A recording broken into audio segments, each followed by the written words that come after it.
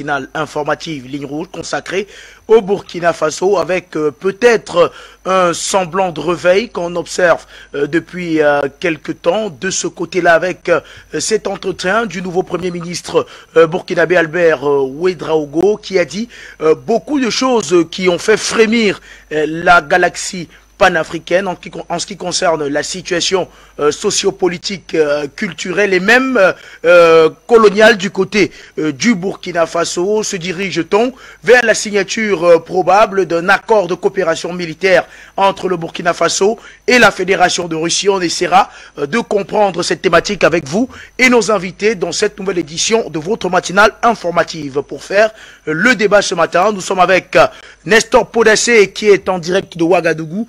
Bonjour et bienvenue, cher Nestor. Bonjour. Bonjour à mes copanélistes Limba et Issa Diawara. Bonjour aux techniciens, bonjour au PDG d'Afrique Média. Bonjour à tous les Africains et bonjour à tous les combattants de la liberté et tous ceux qui luttent contre l'air néocolonialiste. Merci beaucoup. Nestor Podassé, également avec nous, vous l'avez dit, le général du peuple malien, Issa Diawara. Bonjour et bienvenue. Oui, bonjour, M. Gino Wafo.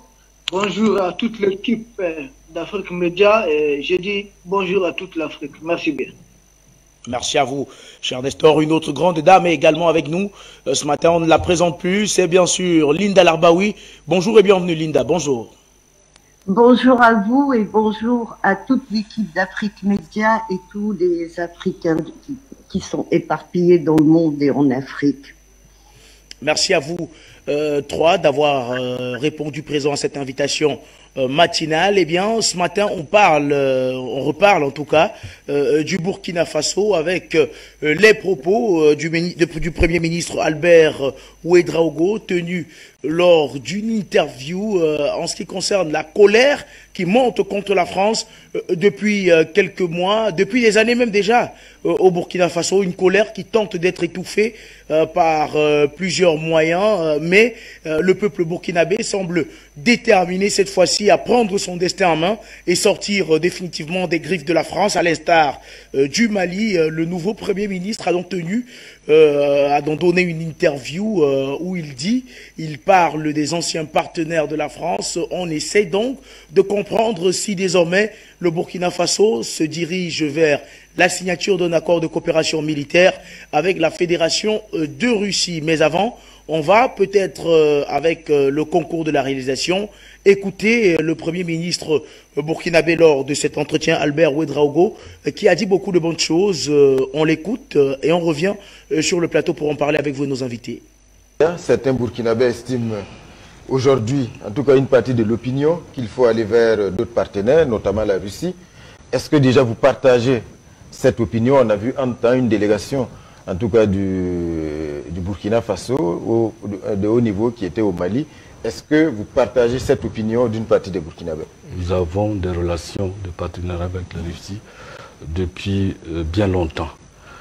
Alors, sur la question des partenariats, nous l'avons toujours dit, nous sommes dans une logique de diversification.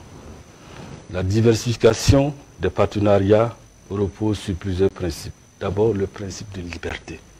Pour nous, d'aller vers le partenaire qui nous arrange, si je peux parler ainsi, quitte à froisser des partenaires historiques. Voilà, si certains partenaires ne sont pas contents du fait que nous allons avec d'autres, bon, ce sera donc à notre corps défendant que nous allons donc rompre le partenariat avec eux. Ensuite, la diversification est fondée sur le principe de la sincérité. Il faudra que ce soit des partenaires sincères qui veulent effectivement nous aider et que nous soyons donc dans une logique de partenariat gagnant-gagnant. Ensuite, également, sur la question militaire, le partenariat donc est fondé sur le principe de l'indépendance territoriale. C'est pour dire que dans cette logique de partenariat, il n'est pas question pour nous que des troupes étrangères viennent mener donc le combat que nous menons à l'heure actuelle donc à la place des forces de défense et de sécurité.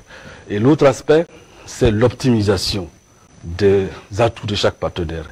Et c'est extrêmement important. Compte tenu de la complexité de la menace, Et nous avons des partenaires donc, qui sont spécialisés dans les questions de formation. Nous avons des partenaires qui sont spécialisés donc, dans les questions de renseignement. Nous avons aussi des partenaires qui sont spécialisés dans les questions d'équipement. Donc il s'agit pour nous d'optimiser donc, les atouts de chaque partenaire. En tout état de cause, ce qui est extrêmement important, c'est que nous puissions compter sur nos propres forces. Nous puissions compter sur la construction d'une capacité endogène de résilience et de résistance. Et c'est ça, en fait, notre but aujourd'hui. Alors, Monsieur le Premier ministre, vous parlez de la diversification des partenaires. C'est vrai qu'on a un partenaire classique qui est la France. Il y en a qui pensent aussi à la Russie, à bien d'autres pays. Mais il y a de plus en plus de Burkinabés qui estiment qu'aujourd'hui, il faut donc rompre définitivement avec la France. Qu'est-ce que vous pensez justement dans ce domaine-là? Est-ce que vous pensez qu'ils ont raison, ceux-là qui demandent justement une rupture totale avec la France? Je pense que effectivement, il y a des questions à se poser. Et je comprends leurs revendications. Parce que la France, c'est vrai, c'est le partenaire historique. Oui. Et c'est le premier partenaire, même en termes de chiffres. Mais il faut également donc dire que, comme ce qu'un devancier l'a dit, l'aide doit aider à assassiner l'aide. Et si depuis des années, cette aide, cette coopération n'a pas permis d'assassiner l'aide, il faut se poser des questions. Et je suis tout à fait d'accord qu'effectivement, aujourd'hui, il faut revoir. Parce que il faut également dire que nous, en tant que dirigeants, nous ne pourrons pas continuer à rester sourds, à rester insensibles face à ces revendications, parce que nous avons des composantes importantes de notre peuple qui le réclament. Et donc, il faut bien sûr qu'à un moment donné, donc, nous puissions regarder. Mais je voudrais terminer en soulignant qu'il n'y a aucun problème entre le peuple burkinabé et le peuple français. Il n'y a pas de problème entre les populations françaises et les populations burkinabées. La preuve, c'est que nous avons des Burkinabés qui vivent en France et qui vivent en bonne intelligence avec les Français. Nous avons également des Français, des citoyens français qui vivent ici et qui sont en bonne intelligence avec les Burkinabés. Donc le problème ne se pose pas en termes de peuple ou de population, mais le problème peut-être se pose en termes de politique, de relations de coopération, de politique et de relations donc, entre gouvernements. On a l'impression qu'il y a eu quand même une petite brouille entre-temps avec les propos de l'ambassadeur. On a vu donc en tout cas le communiqué du ministère des Affaires étrangères qui rappelait donc l'ambassadeur en tout cas à revenir ou en tout cas à éviter certains types de propos. Certains condamnaient également les propos de l'ambassadeur lors de la fête du 14 juillet où l'ambassadeur a évoqué les idiots utiles sur les réseaux sociaux. Alors comment vous réagissez à tout cela, Excellence? Comme tous les Burkinabés, j'ai été indigné, j'ai été outré par les propos tenus par un ambassadeur aussi respectable que M. Alad et qui représente un pays aussi respectable que la France, que nous appelons affectueusement la patrie des droits de l'homme, donc qui est aussi donc la patrie de la liberté d'expression par excellence. Donc effectivement, nous avons donc mal vécu ces propos, mais il faut dire que le gouvernement a réagi. Je ne voudrais pas revenir encore plus donc, sur la question. Le gouvernement a réagi, a fait un communiqué et bien sûr l'intéressé s'en est excusé. Mais permettez-moi de dire une chose.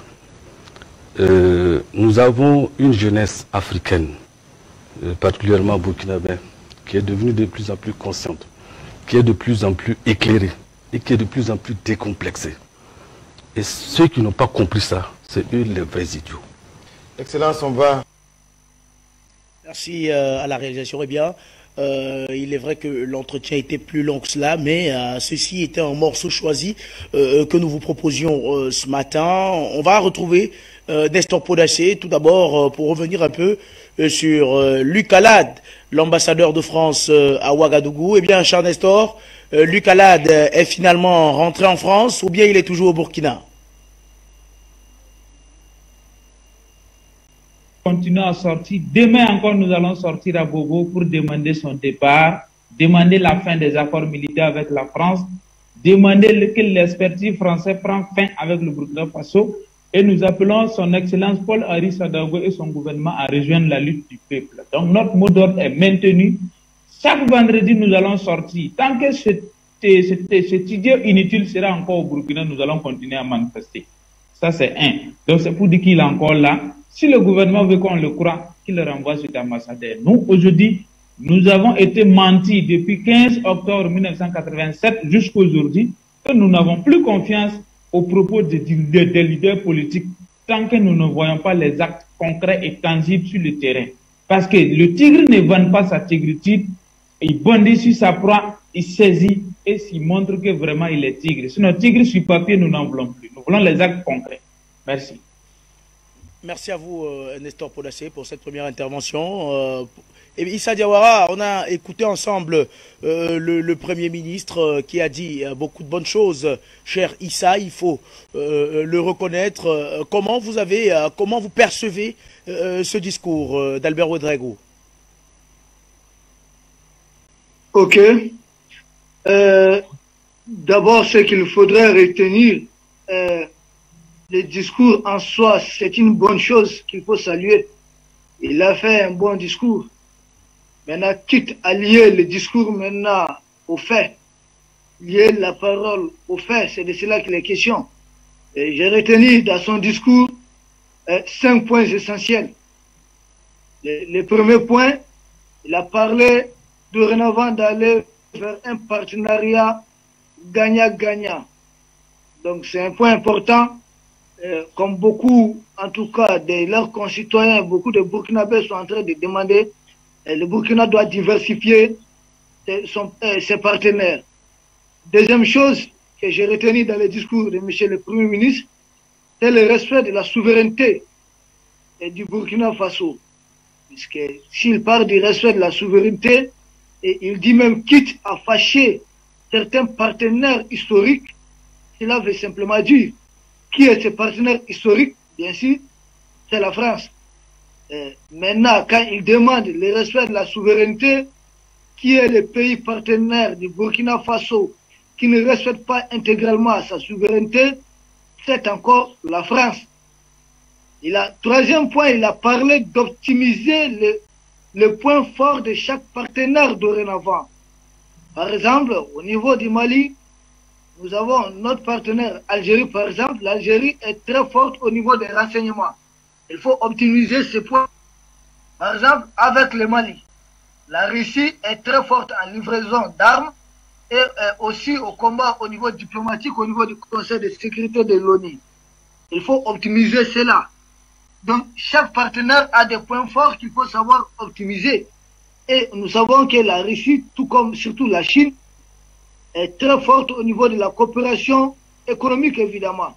Donc, chaque partenaire a des points forts qu'il faut dorénavant optimiser. Or, nous comprenons implicitement dans le discours de M.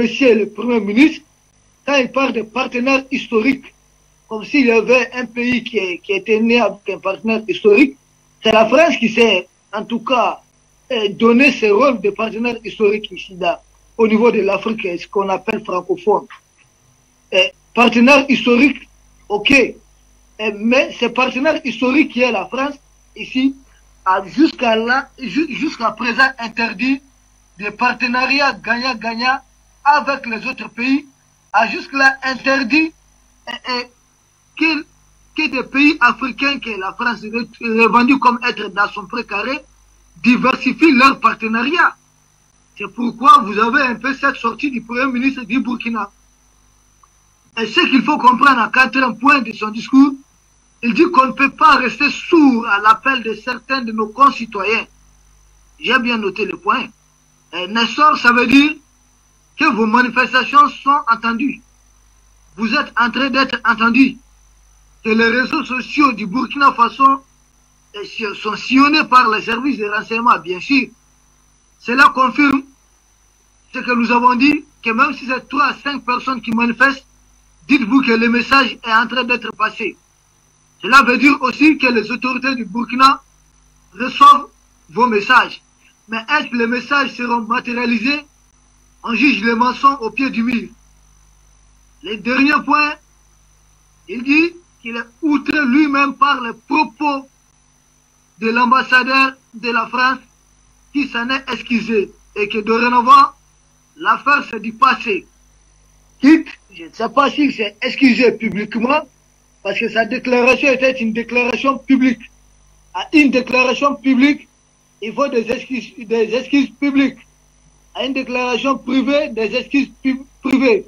C'est comme ça que les choses fonctionnent. C'est comme ça que, en tout cas, la souveraineté d'un pays doit être respectée. Et j'espère que le Premier ministre va réellement attendre de nouveau les appels de ses concitoyens. Maintenant, dans l'analyse de cette situation, après avoir décrypté un peu le discours du Premier ministre, c'est voir si le discours il est sincère. Nous le saluons. S'il est sincère, c'est-à-dire dans un mois, dans 2 mois, nous allons voir des actes qui vont suivre.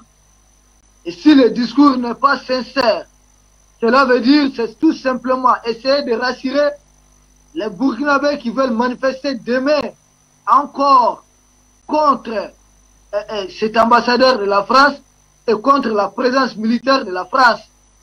Et c'est une façon de les calmer, d'appeler à l'accalmie. C'est la zone d'ombre dans ce discours, puisque ce que nous, jusqu'à présent, ce qu'il faut retenir, il y a des militaires français sur le sol burkinabé. Nous savons que pour un début, il faut un discours de ce genre. Tout de suite, connaissant un peu l'arrogance de M. Macron et de son équipe, vous allez le voir, ils vont commencer, ils seront atteints d'une panique, il y aura de la palpitation, et à partir de cela, ils vont commencer à faire des discours. Jusque-là que la France est retenue de le faire envers les autorités du Burkina, la France ne parle pas beaucoup de gouvernement illégitime, irresponsable, illégal, comme la France accuse le gouvernement du Mali, tout simplement parce que le gouvernement du Mali leur arrête de partir. Donc nous allons voir les jours à venir, les semaines à venir et les mois à venir seront décisifs. Quelle qu'en soit la situation, nous nous portons du côté du peuple du Burkina et nous prions Dieu que notre peuple frère gagne ce combat et que toute l'Afrique sorte victorieuse de ce combat. Merci. Je vous retrouve à présent, Linda Larbaoui, pour revenir un peu sur Luc Alade, Albert Ouedraogo. On a parlé dans cette interview, il affirme que l'ambassadeur de France s'est excusé. Lui-même dit avoir été outré par les propos de Luc Alade. Eh bien, Linda Larbaoui, est-ce que pour plus justement de crédit, parce qu'on a l'impression que ce gouvernement veut paraître crédible aux yeux de cette jeunesse qui ne cesse de manifester son mécontentement, est-ce que pour plus de crédit, Linda Larbaoui, Albert Ouedraogo ou bien le gouvernement de Paul-Henri Sandaogo Damiba n'aurait pas simplement pris la mesure de renvoyer Luc Alade du côté de la France pour essayer d'être crédible? Bon, il faut d'abord dire une chose que je n'arrête pas de répéter. Il y a un pacte secret, il y a un pacte qui existe depuis les années 60 jusqu'à aujourd'hui entre 4 pays. 4 pays qui se sont impliqués à libérer le Sahel. Il y a d'abord le Mali, M. Modibo Keïta, paix à son âme. Il y a l'Algérie, il y a le Burkina et la Guinée. Si vous voulez libérer le Sahel, c'est ces pays-là. Il y a quelques jours, je disais la même chose, sans citer le mot pacte. Et je n'arrête pas de dire même à Monsieur Nestor, je lui dis, des fois les choses prennent plus de temps. Mais il faut patienter. On ne peut pas être sur tous les fronts. Le Sahel est en train de changer. Vous verrez qu'à partir de samedi, quand Macron va rentrer chez lui, il y aura des changements parce que le premier dossier qui sera traité déjà, c'est le dossier du Mali, donc le Sahel. Et le 1er novembre, il y a les grandes manœuvres qui vont se passer dans le Sahel, donc dans le Colomb Béchar, avec la Russie, avec l'Égypte aussi, qui est infestée en ce moment de terroristes. Hier encore, ils ont frappé côté mer Rouge, dans le Sinaï. il y a le Pakistan. Le Pakistan, on ne peut pas l'exclure parce que Al-Qaïda est sorti du Pakistan, pas de l'Afghanistan. Les talibans, ils sortent du Pakistan. C'est là où ils ont été fabriqués. Et Hillary Clinton l'a bien reconnu. Elle a bien dit que nous avons créé tout ça pour casser l'Union soviétique. Qui est l'héritier de l'Union soviétique? C'est la Russie. C'est pour ça que je reviens souvent à l'histoire. Il faut revenir à l'origine des choses. Donc là, ce qui est en train de se passer aussi, on revient à l'origine des choses. Boumedienne, paix à son âme, qui a été liquidé. Boumedienne, il a été empoisonné. Maintenant, avec la nouvelle Algérie, le nouveau gouvernement, il y a pas mal de dossiers qui sont sortis. Il n'y a pas eu que Boumedienne qui a été liquidé. Il y a eu des ministres aussi, des premiers ministres. On a eu beaucoup de gens qui ont été liquidés. Celui qui a fait le MALG aussi, qui est devenu la sécurité militaire, donc le service de renseignement, Bossouf a été liquidé aussi aux Champs-Élysées par un serveur qu'on a acheté. Il s'est arrêté pour boire un thé et puis il est mort là. Donc les Algériens ont enterré beaucoup de gens comme ça, des gens qui travaillaient secrètement, discrètement. Certainement la même chose au Mali, la même chose au Burkina et la même chose en Guinée. Maintenant, je vais revenir, je vais pas m'étaler trop dans tout ça, mais je vais revenir au discours. Le discours comporte deux parties. Une partie, il s'adresse au peuple et une partie, il s'adresse à l'opinion internationale qui veut instaurer la démocratie. Voilà. Donc, le peuple burkinabé, on lui dit ce que M. Issa Jawara vient de dire, oui, c'est vrai, on est en train de faire passer un message comme quoi il faut nous soutenir, il faut sortir, il faut réclamer. Quand il dit il ne faut pas rester sourd, ça veut dire que le peuple est sorti, le peuple réclame, mais il faut davantage, il faut faire davantage. Voilà. Pour dire à toutes ces nations de néocolons, les États-Unis et autres, le peuple est en train de réclamer une indépendance totale. Le peuple est en train de réclamer le départ de la France. Ça justifie. C'est ce que nous avons fait, nous, au Hirak. C'est ce qu'a fait le peuple malien. Et à chaque fois, je disais, tant que le peuple soutient les gens qui sont au pouvoir, que ce soit militaire ou pas, eh ben, le Mali ne lui arrivera rien. Pourquoi? Parce que si le peuple fait autrement, ça va être l'OTAN et ça va être des bombardements comme on a vu en Libye, en Syrie, partout. Donc tant que le peuple sort, et c'est ça le message que le ministre veut faire passer. Il y a un autre message qui est adressé aussi à ceux qui s'entraînent, ceux qui ont mis le bazar dans le Sahel, quand ils parlent d'équipement et ils parlent de renseignement. Ça aussi, c'est un message. C'est quoi les équipements? Les équipements sont plus importants que les avions, c'est plus important. Dans l'équipement, nous avons les munitions. On peut vous donner les meilleures armes du monde, mais si vous n'avez pas de munitions et vous avez une bande de terroristes en face, qu'est-ce que vous allez faire de votre arme? Vous n'allez rien faire. Ça, c'est un point important et c'est un message aussi que le ministre veut faire passer, c'est-à-dire que nous allons nous équiper pour défendre notre pays. Les mots sont choisis. Et quand je dis les mots sont choisis, vous êtes, Nestor, vous êtes journaliste et vous savez que ce genre d'interview est déjà préparé. Donc les questions ont été préparées et les réponses ont été préparées. Donc là, il y a deux messages. Le message pour le peuple et le message pour l'opinion internationale, y compris la France, qui a encore tout un régiment là-dedans. Maintenant, il y a aussi une chose qu'il faut que je rappelle, c'est qu'au Burkina, il y a à peu près 300 soldats ou 300, je sais plus, j'ai oublié comment on appelle ça. Mais en tous les cas, dans l'armée française, il y a que 300 personnes. On ne peut pas défendre un pays avec 300 personnes, ce n'est pas possible. Donc, c'est quoi ces 300? Ce sont les forces spéciales. Et dans les forces spéciales, nous avons malheureusement les agents de la DGSE. Donc c'est encore un laboratoire qui travaille et encore un ambassadeur qui lâche des mots pour voir, c'est un boomerang. On va lâcher une phrase et on voit le retour. Qu'est-ce qu'il va y avoir au retour? Ils ont fait ça en Algérie plusieurs fois. En 2019, la fin de l'année 2019, juste après le vote, on a même armé Haftar pour qu'il vienne vers la frontière algérienne et il comptait rentrer en Algérie. Et là, ils ont eu une très très belle réaction, c'est que tous les jeunes Algériens se sont dirigés vers la frontière pour dire nous sommes dans le Hirak, c'est vrai, mais nos frontières, c'est stop, on ne touche pas à nos frontières. Donc, juste après, bizarrement, on a eu un rapport de la CIA qui disait que il y a eu le vote, maintenant Tebboune, c'est vrai que la majorité des gens n'ont pas voté, mais il a été élu par ceux qui ont voté démocratiquement. Il y a l'armée qui est là, à l'époque c'était encore Monsieur Gaïd Salah paix à son âme, et il y a le peuple qui soutient tout ça. Donc c'est important que le peuple soutienne. Le ministre, il faut lui donner du temps.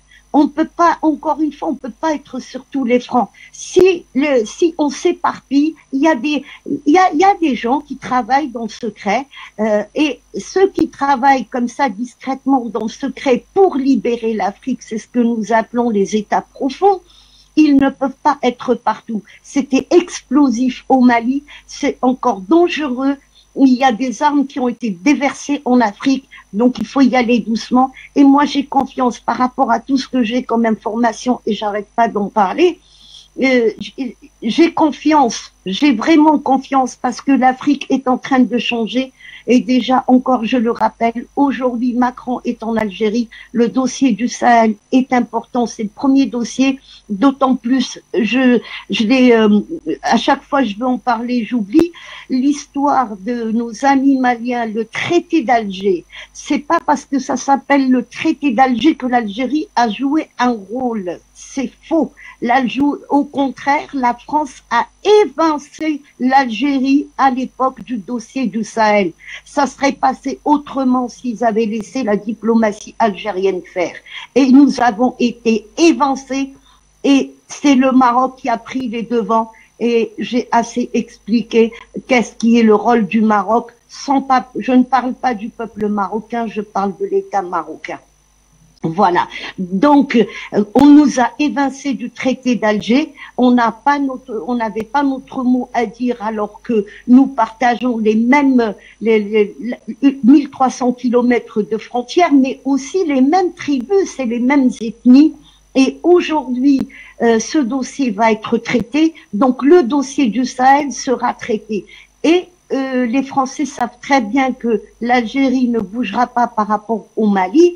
Je vais donner une information, c'est que tout ce qui est sécuritaire et militaire, Monsieur Tebboune ne va pas, il laisse ça aux militaires. Donc ça ne va pas, si nos amis maliens ont peur que les Algériens changent d'avis, ben je leur dis non, et ce dossier ne sera pas traité. Ce qui est traité, c'est autre chose, c'est sécuriser le Sahel, reprendre les bandes là de terroristes, et à partir de ce moment-là, eh ben, on verra que le Burkina pourra avancer. Parce qu'il faut pas déplacer les forces de terroristes qu'il y a. Ils vont partir du Niger et du Mali pour aller pourrir le Burkina, et c'est encore les civils qui vont payer. Donc, allez-y doucement, faites des manifestations, réclamez ce que vous voulez, mais il faut pas saccager ce qui a été construit. C'est la seule chose que je peux dire au peuple burkinabé. Faites très attention à ce que vous faites. Il faut être conscient et il faut réclamer ce que vous voulez. Vous l'avez entendu par votre ministre, et puis les choses changeront. Merci à vous, Linda Larbaoui. Je reviens vers vous une fois de plus, Nestor Podacé. Étant donné que dans le jargon communicationnel, rien ne se fait au hasard. Linda Larbaoui l'a relevé il y a quelques instants. Cette interview a forcément été préparée. Le protocole d'interview, comme on l'appelle, a été envoyé au Premier ministre Albert Ouedraogo, qui l'a lu, qui a accepté de répondre aux questions et l'interview a été diffusée. On parlait tout à l'heure de messages subliminaux qu'on peut transmettre dans ce genre d'interview. Issa Diawara a l'habitude de le dire au Mali. Avant d'arriver dans la situation où les Maliens sont actuellement, il a fallu aller pas à pas. On ne peut pas s'engager sur tous les fronts, comme on le dit souvent. Cette fois-ci, est-ce que vous sentez, avec cet entretien diffusé, d'ailleurs sur les antennes de la télévision nationale, qu'il y a un message subliminal que les autorités de Ouaga souhaiteraient faire passer et faire comprendre à Paris? Bien sûr, bien sûr. Il y a un message qu'ils voulaient faire passer parce que, comment dirais-je, nous, quand on a commencé les manifestations, il faut être honnête. Personnellement, j'ai été reçu 2 fois par les autorités. Et il y a une 3e rencontre qui est prévue encore. Ils multiplient les rencontres avec nous, les organisateurs de la manifestation. Bon, je ne vais pas étaler ce que nous nous sommes dit ici. Mais nous, avec nos militants de base, ils veulent voir les résultats avant d'arrêter les manifestations. Et moi-même, je suis dans cette dynamique-là aussi. Comme vous l'avez vu, depuis que nous avons commencé, à part à Ouagadougou, où notre camarade a été arrêté et relâché, à Bobo, nous n'avons pas eu d'incident. En tant que responsable régional à Bobo Guilasso qui coordonnait les marches, nous avons tout fait pour éviter la confrontation entre la police, la gendarmerie et les manifestants. Donc, les 2 sorties qu'on a fait, on n'a pas eu d'incident avec les autorités. Maintenant, à ce qui concerne le message que le Premier ministre veut faire passer auprès de la France, auprès de l'ambassadeur, mais il ne fait que dire ce que nous on a dit, mais nous on pense qu'il n'a pas dit de la manière forte, comme il devrait le dire, comme nous on veut. Parce que moi aujourd'hui, M. Luc Alal est devant moi, face à face, je vais cracher sur son visage. Ça c'est clair. Moi je ne suis pas un diplomate, je suis chez moi, il vient m'insulter, et d'ailleurs même l'ambassadeur n'a pas le droit de s'adresser au peuple burkinabé directement. Parce qu'il n'a pas ce droit, même dans le carcan diplomatique, il n'a pas ce droit de venir s'adresser au peuple. Donc, c'est pour ça que nous disons que le Premier ministre a dit il y a une jeunesse de plus en plus éclairée, une jeunesse décomplexée, qui n'a pas peur, donc n'est pas tenu compte de leur point de vue, c'est soi-même être idiot plus que cette jeunesse-là. Alors, donc, ce côté nous satisfait, mais ce n'est pas arrivé. Dans le jargon ivoirien, on dit c'est bon, mais ce n'est pas arrivé. Parce que comme je l'ai dit ici au début, depuis 15 octobre 1987, quand Thomas Sankara a été assassiné, Blaise Compaoré jusqu'à Roch Kaboré, ils nous ont tous servi de mensonges dans la gestion d'État. C'est pour ça aujourd'hui, il y a une rupture de confiance entre les dirigeants et le peuple. Tant que le peuple ne voit plus, nous sommes tous devenus des Saint Thomas. Tant qu'on ne voit plus, on ne croit pas. Donc, c'est pour dire que ce discours-là, ça peut, moi, personnellement, j'ai déjà répondu au Premier ministre par un vocal. Hein. J'ai même fait un écrit. J'ai dit, ce discours-là est fait pour tromper les esprits faibles, pas nous autres. Tant que nous, on ne voit pas les résultats, on ne croit pas. Et on ne va pas baisser les bras. Raison pour laquelle nous avons maintenu les manifestations chaque vendredi, jusqu'à ce qu'on obtienne le départ de l'ambassadeur, qui est d'abord non négociable. Cet ambassadeur idiot inutile n'a pas le droit de rester à Ouagadougou. Il ne restera pas ici. Si Damiba et son gouvernement veulent notre soutien, il faut qu'ils renvoient ce énergumène-là. Ça, c'est irrévocable, ça, c'est non négociable. Voilà, quand les autorités nous ont reçus, nous avons dit chaque première revendication est non négociable. Peut-être le reste, on peut surcharger pour vous permettre de négocier, puisque décider les accords militaires, ça prend du temps, peut-être quelques jours pour réviser, mais le départ de l'ambassadeur, c'est un décret qu'il faut prendre à la minute près et il est parti. Si vous ne pouvez pas faire ça, ne cherchez même pas à me rencontrer. Bon, pour une 3e rencontre, ils sont passés par quelqu'un de très influent dans notre mouvement pour dire pardon, viens, on va faire une 3e rencontre. Je dis bon, je viens. Mais si mes revendications sont plus satisfaites, ne m'appelez plus, je ne viendrai plus là-bas. Donc, le Premier ministre, en répondant ainsi, et à Emmanuel Macron et son gouvernement ainsi que son ambassadeur, M. Luc Alal, un idiot inutile, peut-être c'est pour une manière de dire, bon, on a entendu votre message, on va essayer d'aller dans votre direction. Mais pour le moment, tant que nous, on ne voit pas les preuves sur le terrain, nous, on ne va pas baisser la garde. Parce que nous avons vu que depuis le début du coup d'État, si on avait continué les manifestations, peut-être à l'heure là, ce qu'on est en train de négocier là, c'était déjà réglé. Mais comme nous avons laissé l'attitude, et on a même baissé la garde un peu pour laisser au gouvernement, parce que je me rappelle très bien, après le coup d'État, on a eu une première manifestation le 5 février, après nous sommes allés au 19 février, après le 27 mars, après le 23 avril, après le 14 mai, après nous avons fait le 21 juin. Donc ça veut dire que nous avons manifesté qu'un mois. Donc nous trouvons que nous avons trop laissé du temps. Raison pour laquelle à partir d'août, quand l'ambassadeur nous a insulté en juillet, à partir de mi-juillet, nous avons décidé de sortir maintenant à partir du 12 août chaque vendredi. Chaque vendredi. C'est comme ça que nos frères maliens ont fait pour obtenir ce qu'ils voulaient. Parce qu'ils sortaient tous les jours, tous les vendredis. Parce que quand chaque semaine vous êtes dans la rue, ça amène l'autorité à dire le peuple ne dort pas, ils sont réveillés. Soit on satisfait les demandes, soit on sera balayé. Voici l'option que nous avons adoptée actuellement. C'est un épée de Damoclès dans la tête de nos dirigeants. Vous faites ce qu'on veut ou bien on vous coupe la tête. Donc, ça est de choisir. S'il veut rester au pouvoir, il doit satisfaire notre demande. Si vous n'allez pas satisfaire notre demande, vous serez balayé. Voici notre mot d'ordre actuellement. C'est les deux choses. Ça passe ou ça casse. Mais Henri Sandaogo et son gouvernement, ils ont deux choix. Satisfaire la revendication du peuple ou balayer. Aucun dirigeant ne va venir au Burkina Faso faire sa volonté encore. Ça, ce temps est terminé. Nous avons été menacés, nous avons été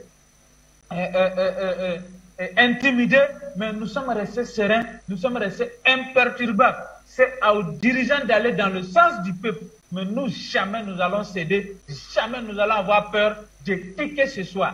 Depuis l'année passée sur ces plateaux, j'ai toujours dit, nos parents qui sont nés avant l'indépendance ont la mentalité colonisée. Nous qui sommes nés dans les années 1900, 1060 en venant, nous n'avons pas une mentalité colonisée. Nous n'avons pas peur du petit blanc. Nous n'avons pas peur d'Emmanuel Macron et sa vieille femme. Nous sommes engagés pour libérer notre pays. Ceux qui ont peur d'Emmanuel Macron, qui se font tapoter le jour, qui courent à Paris, qui enlèvent veste en plein bain de foule, ça n'engage que ces nègres de salon. Mais moi, je suis un fils digne d'Afrique. Je suis un fils digne et libéré dans mon esprit, dans ma tête. Je n'ai pas peur d'Emmanuel Macron et sa suite. Donc, ils n'ont pas de leçon de morale à me donner. Paul-Henri Sandaogo, il a pris le pouvoir par les armes du peuple, les armes achetées par l'argent du peuple, contribuable du peuple burkinabé, pour protéger le peuple burkinabé, pour défendre l'intégrité du territoire burkinabé, parce qu'il a prêté serment et porte tenue de l'armée burkinabé. Donc aujourd'hui, il a le droit de faire ce que nous on veut et non vouloir nous intimider. C'est pour cela que nous n'avons pas peur. Vendredi, demain encore à 14h après la prière, nous sommes dans la rue à Bobo-Dioulasso. Merci beaucoup mon frère. Le gouvernement a parlé, mais nous on attend les actes sur le terrain. Tant qu'on ne voit pas les actes, on ne va pas arrêter. Merci beaucoup. Eh bien, Nestor, pour revenir justement sur le sujet, on le sait, Albert Ouedraogo est très proche de la famille de Paul-Henri Sandaogo d'Amiba. Est-ce que cette proximité avec le camp présidentiel, on va l'appeler comme ça, joue en sa défaveur? Bon, je ne sais pas si ça joue trop en sa défaveur, mais ce que je sais, dans la vie, quand tu veux former une équipe, et ton équipe de travail, tu ne prends pas ton ennemi pour le nommer quand même. Il faut toujours nommer des connaissants, il faut toujours nommer des gens à qui on fait confiance. Parce que tu ne peux pas confier aussi des responsabilités aussi importantes à des gens en qui tu ne fais pas confiance. Donc, s'il est proche de la famille d'Amiba, et que d'Amiba lui fait confiance, c'est à lui et son équipe de prouver la confiance que Damiba a placée en lui. Voilà, sinon le peuple, en tout cas, le peuple veut les résultats sur le terrain. Il y a longtemps que Linda Larbaoui me disait en off, soyez patient pour le Burkina, ça y est, la bonne raille, ça va rentrer dans l'ordre. Mais par moment, les dirigeants, il faut secouer le cocotier un peu pour leur dire qu'on est là, on ne dort pas, pour qu'ils prennent les choses au sérieux. Sinon, parfois, quand vous dormez, des choses peuvent vous échapper. Ils vont croire que non, le peuple n'est pas conscient de ce qui se passe, donc il faut les endormir et puis virer le chemin. C'est de ce qui s'est passé avec Blaise Compaoré jusqu'à Roc.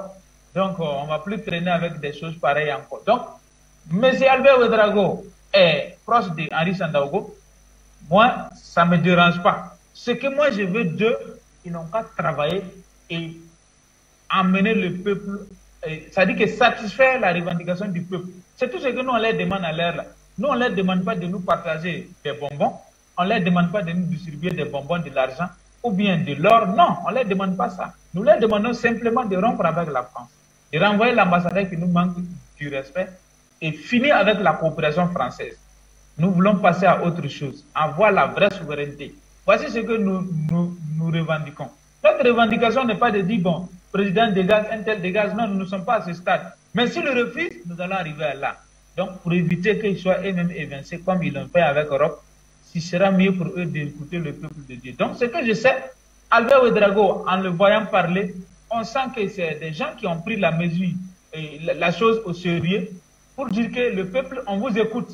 Maintenant, si vous nous avez écoutés, on veut voir les résultats. Voici ce que nous leur demandons. Donc, c'est pour dire que mais ce que je sais, sa manière de communiquer, moi, je lis entre les lignes, je vois qu'il y aura un remaniement gouvernemental très bientôt. Ça ne va pas durer. C'est ce que moi, je perçois en tout cas dans son visage. Merci. Merci à vous également, cher Nestor Podassi. Retour donc sur ce plateau pour retrouver Jonathan Batengede et continuer de parler des messages subliminaux envoyés au gouvernement d'Emmanuel Macron par cet entretien du Premier ministre burkinabé Albert Ouédraogo pour resituer les choses. On le disait tout à l'heure, pour ce genre d'interview, on reçoit un protocole, on étudie les questions, pour certains, ils choisissent d'enlever les questions qui dérangent et parler uniquement des choses qui les arrangent, mais Albert Ouédraogo a parlé de sujets qui fâchent. En ce qui concerne la coopération entre le Burkina Faso et la France, le Burkina Faso est autre partenaire qu'il a évoqué. On a également parlé de la Fédération de Russie. Albert Ouédraogo, pour lui, le Burkina Faso serait prêt à froisser les anciens partenaires s'ils ne veulent pas s'aligner. On parlait de la proximité entre Albert Ouédraogo et la famille de Paul-Henri Sandaogo Damiba. Est-ce que, d'après vous, si il faut avoir une vue d'ensemble, Paul-Henri Sandaogo Damiba, qui, dans sa posture, ne peut pas dire certaines choses, aurait placé tous ses espoirs dans les mains de cette jeunesse burkinabé-là, qui ne cesse de manifester son désir de voir la France partir par le truchement de son Premier ministre. A-t-il passé un message à Emmanuel Macron? Il faut dire que vous avez bien fait de signaler qu'il y a le protocole d'interview qui est envoyé, mais bien plus, pour que le Premier ministre prenne la parole sur des sujets aussi graves, il y a bien sûr aussi l'autorisation de sa hiérarchie, qui est la présidence de la République, parce que dans une interview qui peut être exploitée au niveau international, parce qu'il y a des positions qui vont être déclinées sur des sujets graves, la validation du Premier ministre n'est pas la seule suffisante. À ce niveau, il faut la validation de la présidence de la République. C'est dit, effectivement, le lien que vous établissez avec le président de la République, M. Damiba, est effectif. C'est carrément les nouvelles orientations qu'il entend suivre venant du peuple, qu'il a posées dans les lèvres de M. Ouédraogo. Il faut noter que ce succès est à mettre sur le crédit des sociétés civiles et du peuple du Burkina Faso. On a vu avec le simulacre de réconciliation, qui était certainement un scénario fabriqué et concocté par les officines du Quai d'Orsay, mais surtout celle de l'OTAN, parce que c'était un vaste échiquier, on en a parlé, qui avait commencé depuis les Grands Lacs jusqu'en Côte d'Ivoire en passant par le Burkina. Ces simulacres visaient à reconstruire l'image ou bien à redorer l'image de l'OTAN à partir d'un mécanisme réputé d'après les études. Il y a plusieurs études qui ont été menées qui ont montré que les réconciliations nationales aboutissaient généralement à une refondation de l'État et à un départ de nouveau. Donc, l'OTAN comptait dessus, avait beaucoup misé là-dessus pour réussir son opération marketing en Afrique de l'Ouest.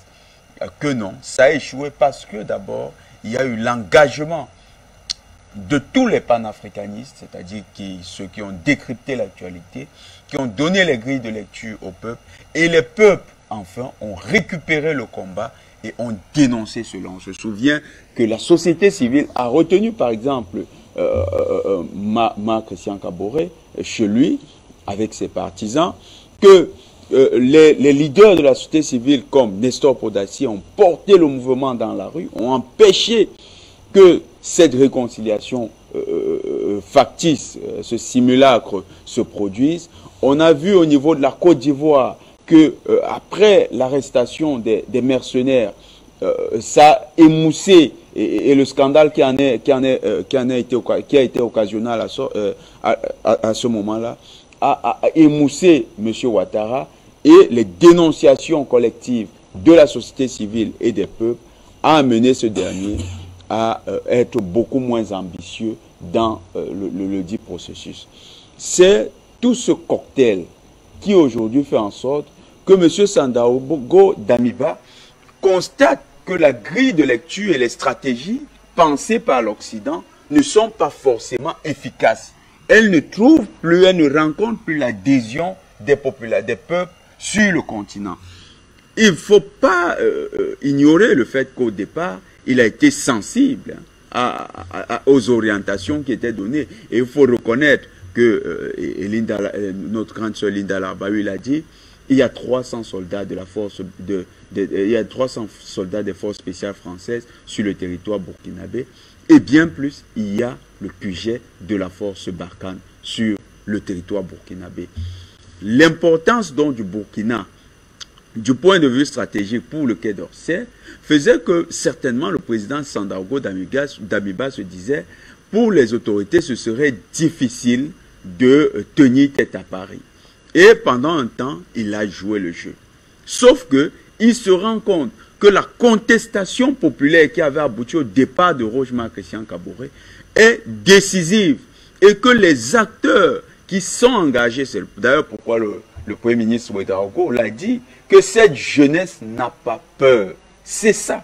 C'est le courage de ce peuple qui maintenant redonne au président Sandaogo Damiba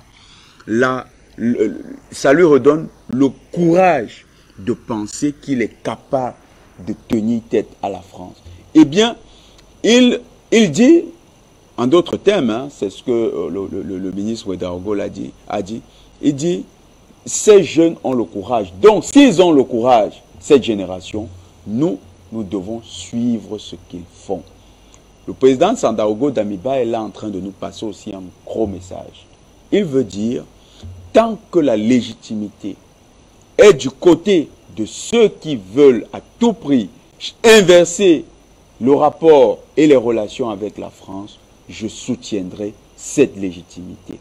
Il est en train en fait de quêter la légitimité populaire. Il est en train de dire que ces revendications qui semblent portées par la majorité des Burkinabés, il va y adhérer.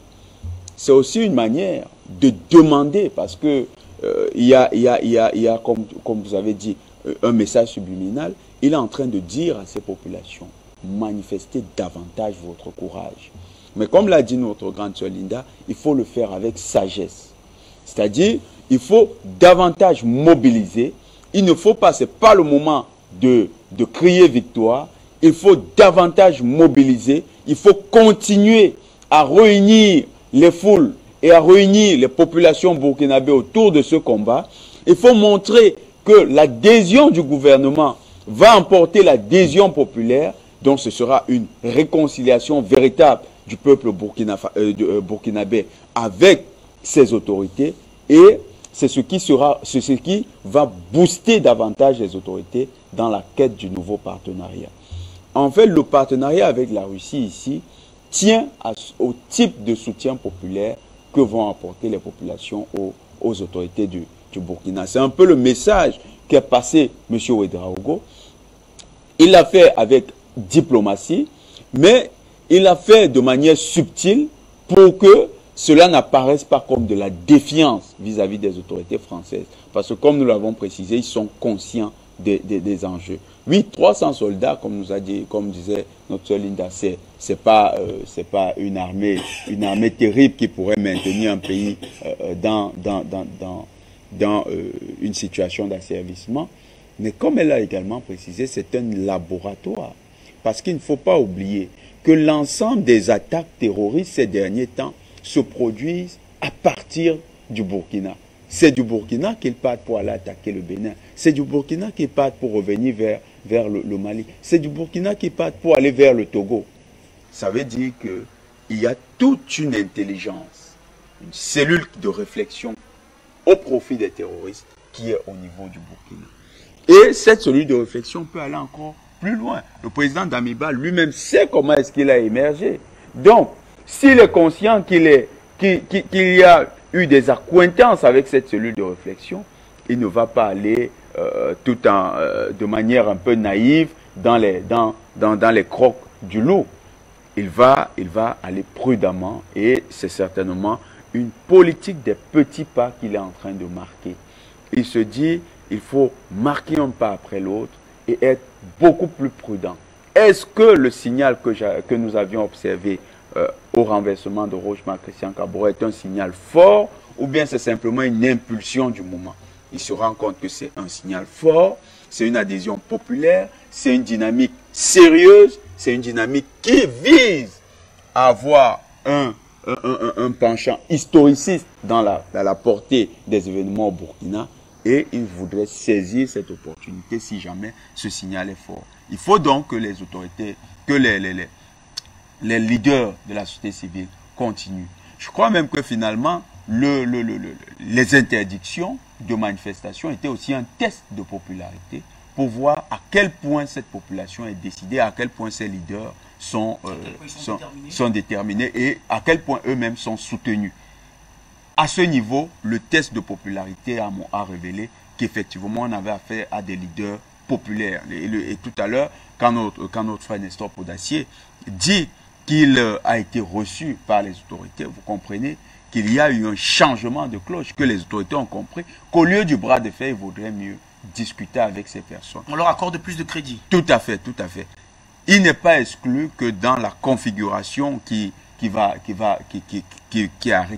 venir, ou bien qui sera désormais privilégié, on ait un CNT sur le modèle malien. Et dans ce CNT, nous risquons de voir des leaders de la société civile intégrés. Que l'Assemblée nationale risque d'être mise en berne. Parce que il faut cette adhésion populaire. Aujourd'hui, qui mieux que ces leaders de la société civile incarne la légitimité du peuple? Ça, si c'est ce qui est quitté par les autorités à Ouagadougou, nous allons bientôt voir un modèle malien se faire importer du côté de Ouaga. Et les autorités ont besoin de ce soutien populaire. C'est pourquoi il ne faut pas relâcher. Il faut que les leaders de la société civile continuent de mobiliser. Il faut davantage densifier les manifestations. Eh bien, nous sommes d'accord avec Nestor, l'ambassadeur qui s'est montré tout à fait exécrable, tout à fait d'un langage hautain et irrévérencieux vis-à-vis du peuple malien. Ordurier à la limite. À la limite, ordurier, comme vous dites, parce que quand vous suivez les propos qu'il a tenus, c'est indigne d'un diplomate. Mais vous savez, c'est un homme qui a été nommé quand même sous le ministre Le Drian. Quand on sait quel langage M. Le Drian a eu pour les autorités maliennes et qu'on sait qu'on n'était pas très loin de Barbès avec lui, on n'est pas surpris par l'autre. Hein. Donc, si votre supérieur se comporte comme un truand, vous ne serez pas exonéré d'agir comme, parce que vous seriez influencé par. Donc, M. Alad, on peut comprendre qu'il était dans une posture où il pensait que c'était encore l'ère de Le Drian. Et, il n'avait pas réalisé que les choses avaient changé déjà. Tout à fait. Il n'a pas vu que son compatriote et collègue au Mali a été renvoyé, a été prié de libérer le territoire. Il est encore dans le confort. Il se disait à cette réunion qu'il est dans le confort, que c'était le 14 juillet. Il se disait, je suis dans le confort, tout le monde est venu voir l'indépendance de la grande France. Donc, il s'est trompé de contexte. Il y a une époque où la France est le nain géopolitique, ce n'est plus la grande France. S'il a quelques admirateurs parmi quelques courtisans à Ouagadougou, qu'ils se contentent de leur compagnie, mais qu'ils sachent que cette compagnie-là ne l'exonère d'aucune critique vis-à-vis de ces déclarations portées contre le peuple burkinabé. Aujourd'hui, il est en train de payer les frais de son arrogance et le peuple burkinabé est en train de lui montrer que désormais, leur dignité en tant que pays des hommes intègres, leur dignité ne se marchande pas et cette dignité ne s'aplaventrit pas devant la France. Pour relancer justement, Jonathan Batengene, sur l'adhésion populaire recherchée par les autorités là, est-ce que vous avez évoqué la stratégie des petits pas mise en place d'après vous par le gouvernement de Paul-Henri Sandaogo Damiba? Est-ce que vous également, vous comprenez cette autre partie de la population qui est opposée à cette politique des petits pas, qui voudrait véritablement une fracture visible et qui, à l'instar de ce qui s'est passé du côté du Mali, pour permettre de leur faire comprendre que les choses sont réellement en train de changer, parce que pour eux, ils estiment qu'actuellement, rien ne bouge. C'est vrai, le peuple est toujours très impatient. Vous savez, la Révolution française, c'était un peu ça, hein, un peuple outré qui voulait les changements, Ikounoun, et finalement a posé une dictature au pouvoir. Et cette dictature a elle-même été renversée par un coup d'État. Donc, les peuples ont leur timing. Et comme c'était le chef de l'État camerounais qui disait que c'était un des ministres du président qui disait le président a son temps. Il y a le temps du président. C'est pas pour justifier cette politique des petits pas, mais c'est pour dire que en matière de rupture des relations diplomatiques ou en matière de changement de timing au niveau diplomatique, chaque État, en fonction des contradictions qu'il rencontre, adopte une vitesse. Dans le cas malien, vous avez une transition qui a très vite été étiquetée et contre laquelle la France a très vite commencé à manœuvrer pour la mettre en difficulté. Ce n'est pas le même timing avec la transition burkinabé. Nous avons parlé du contexte. Le QG de Barkhane, c'est à Ouagadougou. Les forces spéciales françaises qui ont une vision tactique sur l'ensemble de la stratégie sont à Ouagadougou. Et donc, quand M. Damiba émerge même, M. Damiba, c'est qui? Un des gardes du corps de M. Compaoré, qui était le meilleur larbin de la France pour l'Afrique de l'Ouest.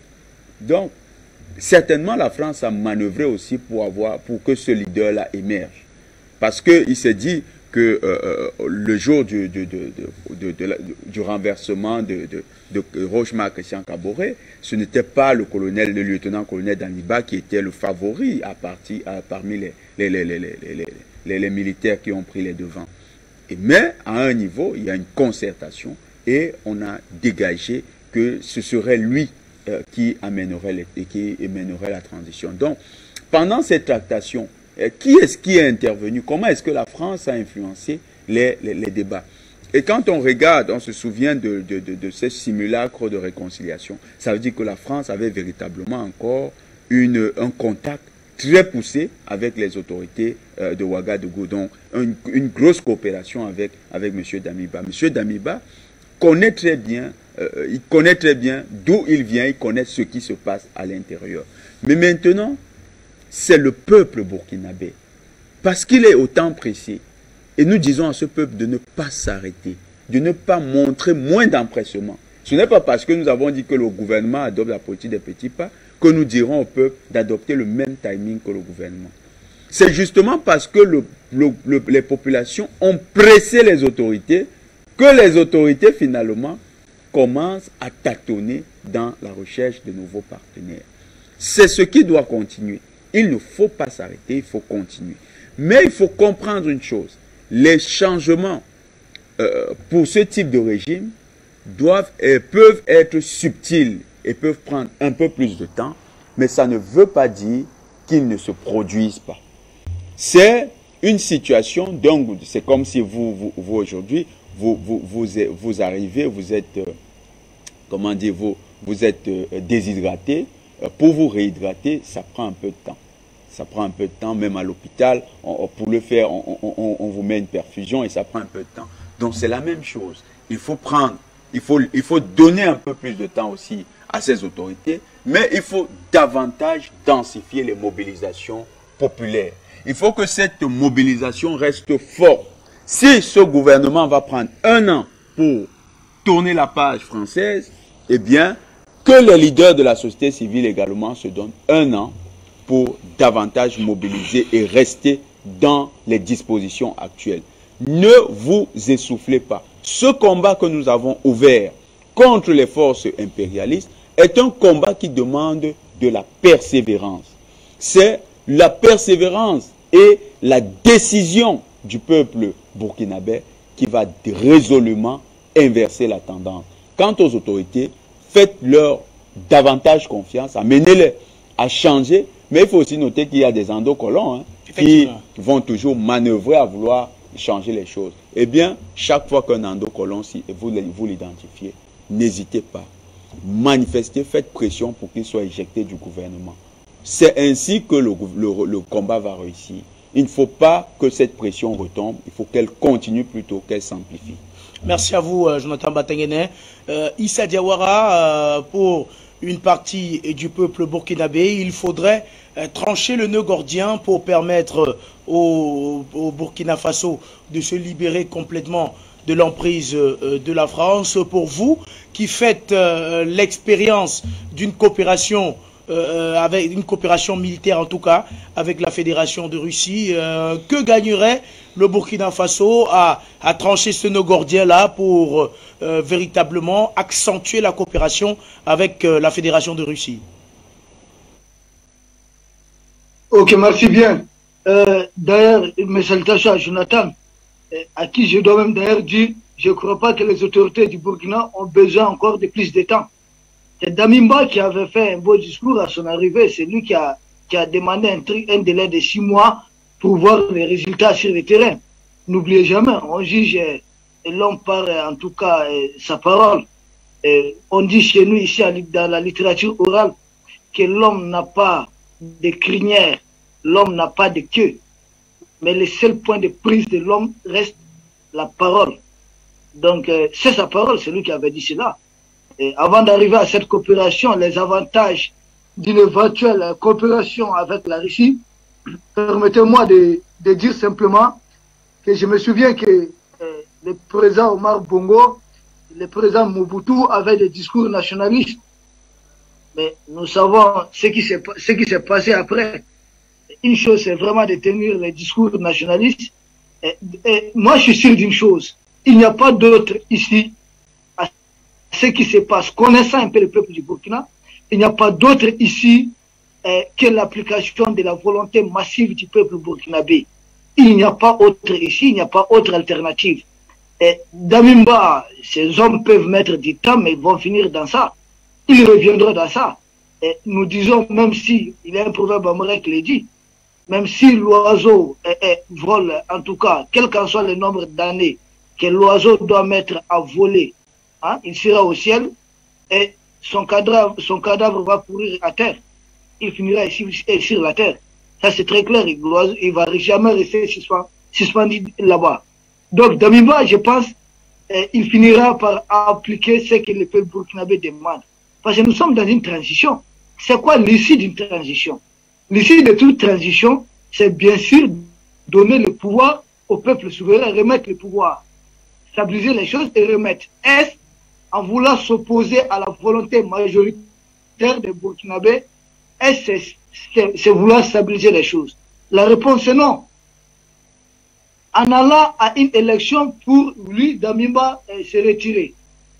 Tant qu'il n'a pas satisfait la volonté de la majorité du Burkina, est-ce qu'il pourra obtenir la retraite qu'il veut? La réponse, c'est non. Donc, je dis l'issue de toute cette situation, je rassure, ne sort, ils doivent continuer, mais ça va finir par ce qu'ils sont en train de demander.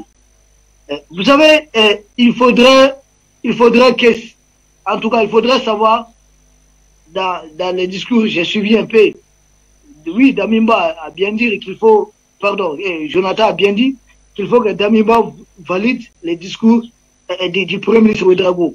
Mais moi, je vais bien au-delà.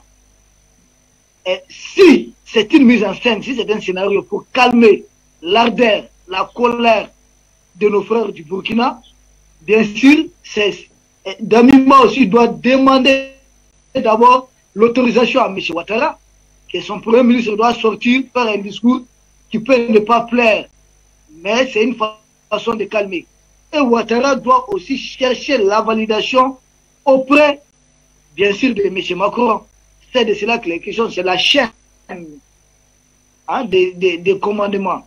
Mais s'il est sincère, si le Premier ministre était sincère dans son discours, dites-vous qu'au moment que vous et moi nous faisons cette émission, il a déjà des pressions. Damima doit avoir des pressions de la part de M. Ouattara qui lui demande qu'est-ce qui s'est passé, qu'il lui donne les garanties, qu'il explique ce qui s'est passé, et bien sûr des pressions venant du côté bien sûr de la France. Ensuite, je pense que le discours du Premier ministre là va atteindre certains, mais ça ne soyez pas surpris, ça va atteindre certains Burkinabés. Ouais, ce genre de discours. Mais ce même discours va constituer une opération de communication pour ce que vous êtes en train de faire. Ce qui veut dire que vous aurez d'autres adhérents. Et cette fois-ci, ce sera encore ceux qui sont très déterminés. Il y a toujours un noyau sur place. Donc, dites-vous que c'est un train. Certains vont monter à bord, d'autres vont descendre. Le train doit continuer jusqu'à la destination finale. Généralement, ce qui concerne quand vous analysez les discours de Damimba ou bien du régime burkinabé, et quand vous analysez ce qui se passe sur le terrain, autrefois quand ils sont venus au Mali et qu'ils avaient des jeunes enfermés au Burkina, nous on avait dit que c'était une incohérence. Vous ne pouvez pas enfermer, emprisonner des jeunes, tout simplement qui ont demandé à aller faire un partenariat avec le Mali, avec la Russie, et vous les enfermez au même moment, vous demandez au Mali d'aller vers un partenariat. C'était l'incohérence. Aujourd'hui, quelle est l'incohérence que je note encore? Au moment où le Premier ministre du Burkina tient ses discours, mais au même moment, le Premier ministre du Burkina Faso, les autorités du Burkina Faso, en collaboration avec les autorités du Niger, nous savons le rôle du Niger actuellement, demandent au Mali, si plus le Mali, de revenir dans le G5 Sahel. Et nous savons que le Mali a quitté le G5 Sahel parce que la France a instrumentalisé le G5 Sahel et Damima il n'avait rien dit à l'époque. Il ne s'était pas opposé publiquement. Donc, demander le Mali de revenir dans le G5 Sahel, c'est porter le discours de la France. Parce que le départ du Mali rend le G5 Sahel un outil de la France inopérationnel. Puisque le Mali a expulsé le G5 Sahel, expulsé Barkhane, expulsé Takuba, l'aménagement aujourd'hui cantonné au Mali. Donc comprenez que la France a du mal à ravitailler ces terroristes. Du moment où il y a une lettre du Mali qui accuse publiquement la France et invite la France à un débat de confrontation de preuves à l'ONU. Donc la France ne peut plus aujourd'hui fournir des renseignements à ces terroristes ou de ravitailler les terroristes. Donc qu'est-ce qu'il faut faire? Il faut avoir un autre outil, les G5 Sahel. Donc je ne comprends pas que Damimba, son régime, demande au Mali de revenir dans les G5 Sahel. Au même moment, ils sont en train de faire un discours nationaliste pour demander à aller vers la Russie. Maintenant, pour répondre à votre question, le partenariat avec la Russie va permettre de gagner beaucoup de choses. Bien sûr, le Burkina sera à mesure de tenir tête à la France au niveau des Nations Unies, à tous les niveaux. Bien sûr, le Burkina aura des avions de chasse. Vous savez, le Burkina n'a pas un territoire qui vaut le Mali. Le Mali, c'est à peu près 5 à 6 fois le territoire du Burkina Faso. Dites-vous, si le Burkina aujourd'hui est simplement doté de 6 avions de chasse, les 40% du territoire du Burkina qui se trouve déstabilisé sera rapidement récupéré.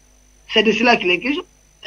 Et faites attention à une propagande de la France qui dit « Ah, le Mali a tous ses équipements et 80% du territoire malien occupé ».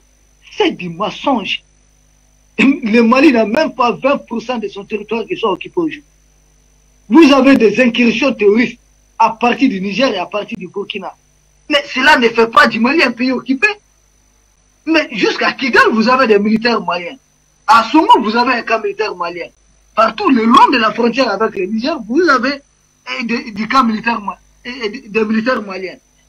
Aux côtés du Burkina, jusqu'à Mondoro, où l'autre jour, on a tué plus de 22 terroristes dont l'un de leurs chefs clés, M. Ngoïba, en tout cas les terroristes Ngoïba, des terroristes ont été neutralisés. Donc, vous ne pouvez pas parler d'une occupation. Il faut changer ce discours. C'est du mensonge. Le fait qu'ils ont fait la carte du Mali en rouge, c'est du mensonge. Actuellement, et je pense que certains officiels d'Afrique Média le savent, nous avons réussi la diaspora. Moi, personnellement, des gens qui sont venus jusqu'à des États-Unis, que je salue ici, qui sont venus, à qui on a intimidé, ah, les Maliens en rouge ne partaient pas. Mais quand ils sont venus, ils ont compris que c'est de la propagande ce qui se passe. Tout va bien ici, on est tranquille, on est serein. Donc, avec la Russie, le Burkina a beaucoup plus à gagner. Sortons de ces discours, allons dans les actes. Que les autorités du Burkina, je comprends Damiba, aujourd'hui il est en train d'adopter la posture de ses homologues maliens, et colonel Assimi Goïta et autres, qu'ils ne parlent pas, qu'ils soient moins bavards, mais que les actes parlent à sa place. Il peut garder son premier ministre dans ses discours. Au Mali, c'est le premier ministre Choguel Kokala Maïga qui a donné le ton. Et ça a été sincère. J'espère que ce discours du premier ministre burkinabé, c'est aussi donner le ton et que cela soit sincère. Je demande aux autorités du Burkina, vraiment le Burkina c'est un peuple frère, que le premier gage qu'il faut donner, c'est bien sûr aller vers un accord bilatéral avec le Mali et non pas demander au Mali de rester dans l'outil que la France détient, le G5 Sahel. Qu'est-ce qui empêche le Burkina de signer un accord bilatéral avec le Mali? Déjà, je le sais, les autorités burkinabées le savent, les renseignements du Burkina qui suivent ces débats savent qu'il y a déjà une coopération en matière de renseignement, mais qu'il faut approfondir. Il faut donner les droits de poursuite entre les deux pays. Il faut permettre à l'armée malienne de pouvoir frapper quelques cibles au niveau du Burkina.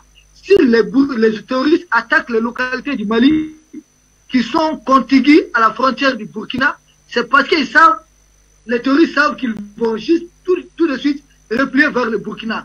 Qu'on ait un accord bilatéral très solide, idem, quand les terroristes frappent au Burkina, ils savent qu'ils peuvent peut-être se replier du côté du Mali rapidement. Qu'est-ce qui nous empêche, nous, Africains, de signer un accord bilatéral, permettre au Mali de poursuivre les terroristes jusqu'à Bobo s'il le faut pour les neutraliser, jusqu'à ce que l'armée du Burkina prenne la relève.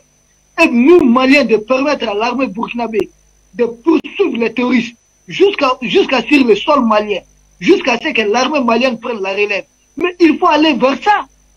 Pourquoi c'est la France qui nous demande le G5 Sahel et que c'est la France qui doit être au Burkina dans ce cas, être au Mali, être au Niger, être au Tchad, et nous-mêmes, Africains, nous ne pouvons pas être chez l'autre. Mais c'est bizarre, c'est l'incohérence. Travaillons à aller vers cela, ça serait des gages, en tout cas des garanties très solides, et sortons de ces discours, en tout cas que la France est en train de préparer à l'homme. Il est question d'aller vers des accords bilatéraux solides.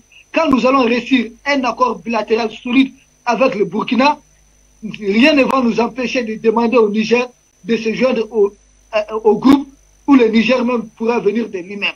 Il faut d'abord expérimenter quelque chose au niveau des deux pays les plus frappés par le terrorisme au Sahel. C'est de cela qu'il est question. Au lieu de courir vers les Tchad et autres, ou aller vers la Mauritanie. La Mauritanie n'enregistre aucune attaque terroriste. Comprenez ce que ça veut dire. Ça fait plus de 10 ans, la Mauritanie n'a connu aucune attaque terroriste, je le dis, je le répète. C'est le Mali et le Burkina qui sont les plus frappés. Qu'est-ce qui nous empêche de matérialiser un accord bilatéral? Qu'est-ce qui nous empêche? Est-ce que Damimba est obligé de rester dans le G5 Sahel avec la Mauritanie, avec le Tchad? C'est de cela qu'il est question. Merci. Vous également, Issa Diawara. On va retrouver Linda Larbaoui pour évoquer une probable coopération entre les autorités burkinabées et la Fédération de Russie. À entendre le Premier ministre Albert Ouedraogo, il est ouvert à une multi-coopération avec tous les États. La possibilité de froisser l'ancien partenaire ne vient que si ce dernier, lui, n'est pas ouvert à la coopération avec les autres. Linda Larbaoui, est-ce qu'une cohabitation entre la Fédération de Russie et la France est possible au Burkina Faso. On l'a vu du côté du Mali, la cohabitation n'a pas pu se faire. Du côté de la République centrafricaine, c'est la même chose. Est-ce que au Burkina Faso, une cohabitation serait possible entre la France et la Russie? Ce n'est pas possible. C'est vraiment pas possible. Si vous me permettez, je vais éclaircir des choses pour Monsieur Diawara. Quand il s'agit de gouvernements illégaux, c'est comme ça qu'on les appelle au niveau des Nations Unies, comme le Mali ou le Burkina, le champ de manœuvre est très restreint. On ne peut pas faire n'importe quoi. Ils ne peuvent pas. Il faut pas attirer la foudre. S'il y a coopération, ça va être avec la Russie. La Russie, elle a un siège permanent aux Nations Unies. Mais s'il y a des accords entre le Burkina et le Mali, il est très très difficile en ce moment de le réaliser. Vous pouvez me croire. Il y a non seulement il y a des pressions, mais il y a aussi le veto français. Donc, c'est pour ça que M. Tebboune, le président de l'Algérie, son dernière interview, il avait dit il faut que le Mali revienne à une situation normale.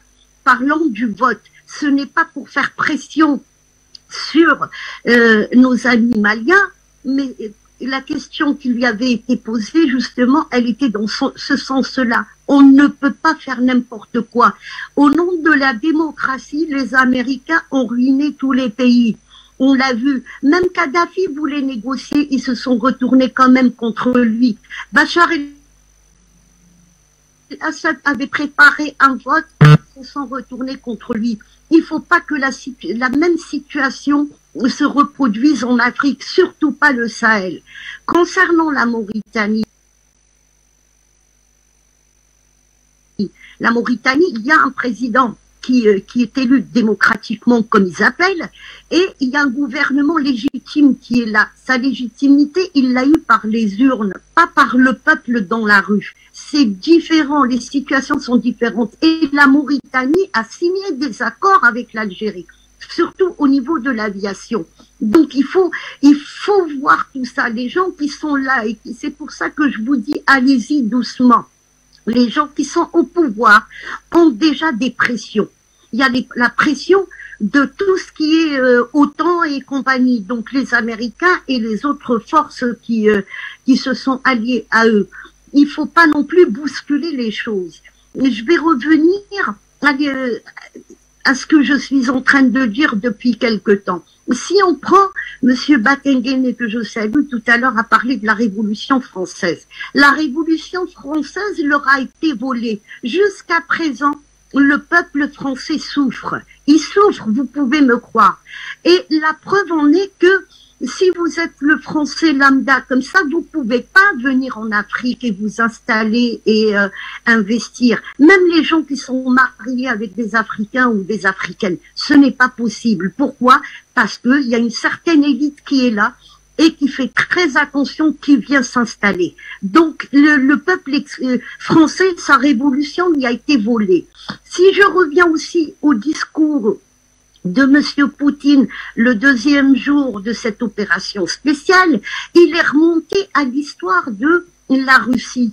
Et il a parlé de tous les présidents qui se sont succédés. Si on creuse un peu et on connaît l'histoire de la Russie, on comprend justement que les Russes, il y a eu la révolution du mois de mars et la révolution bolchevique au mois d'octobre. La révolution bolchevique du mois d'octobre a volé justement la révolution du peuple et elle les a tenus en otage jusqu'en 1991. Je reviens à cette année-là, 1991, l'effondrement de l'Union soviétique, donc là, tous les pays africains ont subi. Mais qu'est-ce qui s'est passé avant? On a évincé l'Union soviétique, donc les Russes de l'Afrique, et on les a évincés par une guerre. La guerre en Afghanistan. Aujourd'hui, les Russes et Poutine, quand il parle dans ce discours, il fait comprendre, il s'adresse à tout le monde, pas uniquement au peuple russe, mais il s'adresse aussi à l'OTAN et ceux qui ont ruiné l'Union soviétique. Donc, qu'est-ce qu'il leur dit? Il explique tout simplement que l'histoire de la Russie en Afrique, qui a été évincée, elle a commencé par une guerre, mais le retour de la Russie en Afrique, c'est par une guerre aussi. Et ça, c'est la géopolitique, c'est comme ça. Les Russes se montrent de plus en plus. Donc, moi, le message que je veux faire passer dans tout ça, il faut être patient. Malheureusement, c'est le prix de la liberté. Les Russes ont attendu 100 ans.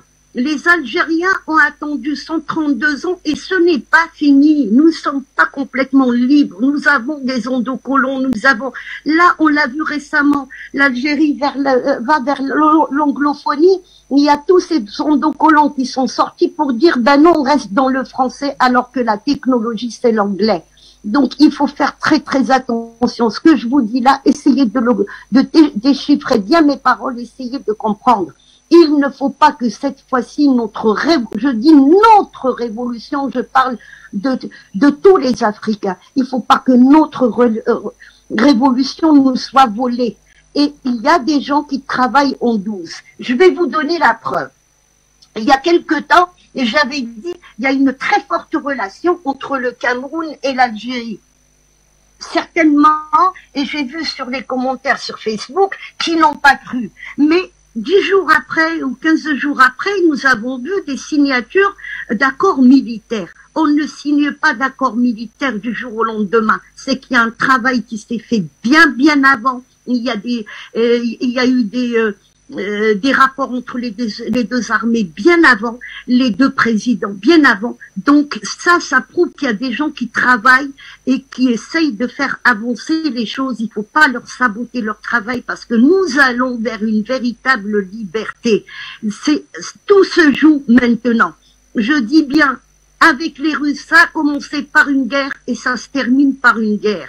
Le champ de bataille, il est en Ukraine, mais l'intérêt c'est l'Afrique. Si nous retirons l'Afrique à l'Europe, il n'y a plus d'Europe. Tout le monde le sait et tout le monde a pris conscience. Maintenant, comment nous allons le retirer ça? C'est par les peuples. Nous allons vers la démocratie. Le message du ministre burkinabé était très clair.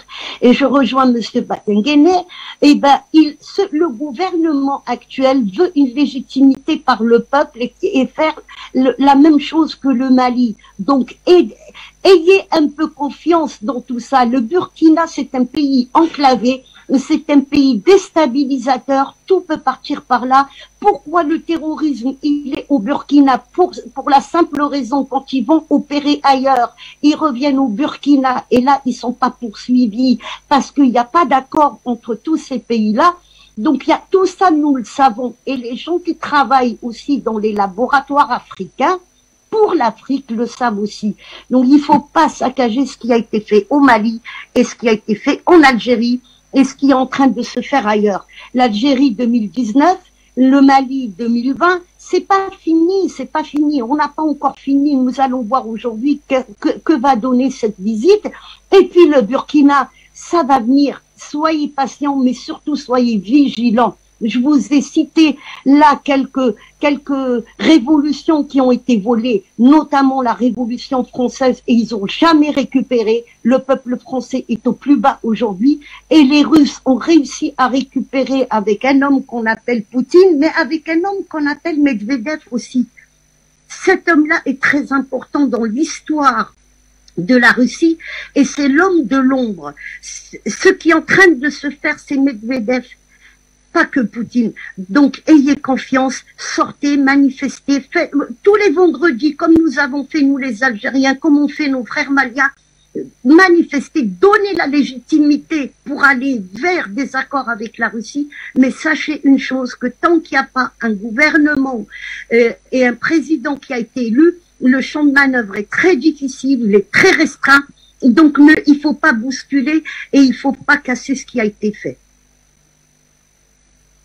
Linda Larbaoui, on va reprendre la direction de Ouaga pour retrouver notre ami Nestor Podacé. Pour vous qui êtes donc au contact de cette jeunesse-là au quotidien, Nestor Podacé, est-ce que vous pensez que cette dernière est prête à s'armer d'un peu de patience pour pouvoir enfin sortir leur pays de toutes ces difficultés-là? Et oui, la jeunesse est prête à patienter, mais à une seule condition, que les autorités tiennent un langage de vérité avec la jeunesse. C'est tout ce que la jeunesse du Burkinabé veut aujourd'hui. Nous, on ne demande pas de nous partager de l'argent. Nous, on ne leur demande pas de nous partager du diamant. Mais on veut le langage de vérité. Mais seulement le dialogue du sourd que Roch faisait avec nous, c'est ça qui a énervé beaucoup de jeunes gens. Et les jeunes gens n'ont plus confiance aux dirigeants parce que Roch a trahi l'insurrection populaire de 2014. Et jusqu'à ce que nous reprenons les manifestations pour dire à la fin des partis, quand le terroriste a démarré, Roch n'a pas écouté, il n'a pas voulu changer de partenaire, il est resté avec la France jusqu'à ce que le coup d'État vienne. Donc quand le coup d'État est venu, c'est vrai, au début, nous avons dit, bon, c'est vrai, c'est nous, on a demandé le changement, les militaires ont pris leurs responsabilités, on va essayer de les accompagner. Mais 1 mois après, 2 mois après, 4 mois après, quand on sort pour manifester, nous sommes gazés, nous sommes arrêtés. Bon, tout ça, ça nous a amené à nous révolter pour dire que si ça continue ainsi, vous allez quitter le pouvoir. Parce que nous ne pouvons pas manifester, vous prenez le pouvoir et en plus encore, vous retournez contre nous qui avons manifesté pour que vous arriviez au pouvoir. Sans notre manifestation, est-ce que Damibé allait avoir le courage de faire un coup d'État? Non. Parce qu'en 2015, on a vu ici, coup d'État de Guinguéré, ça n'a pas passé. Donc nous avons dit, si les discours qui sont tenus par le Premier ministre avant-hier, c'est pour endormir le peuple, il n'a qu'à savoir que ça ne passera pas. Il faut rentrer sur les réseaux sociaux pour comprendre que la jeunesse n'a même pas accepté son discours. Pas aller sur la page de Burkinabé. Même moi, sur ma page Facebook, si tu vas voir.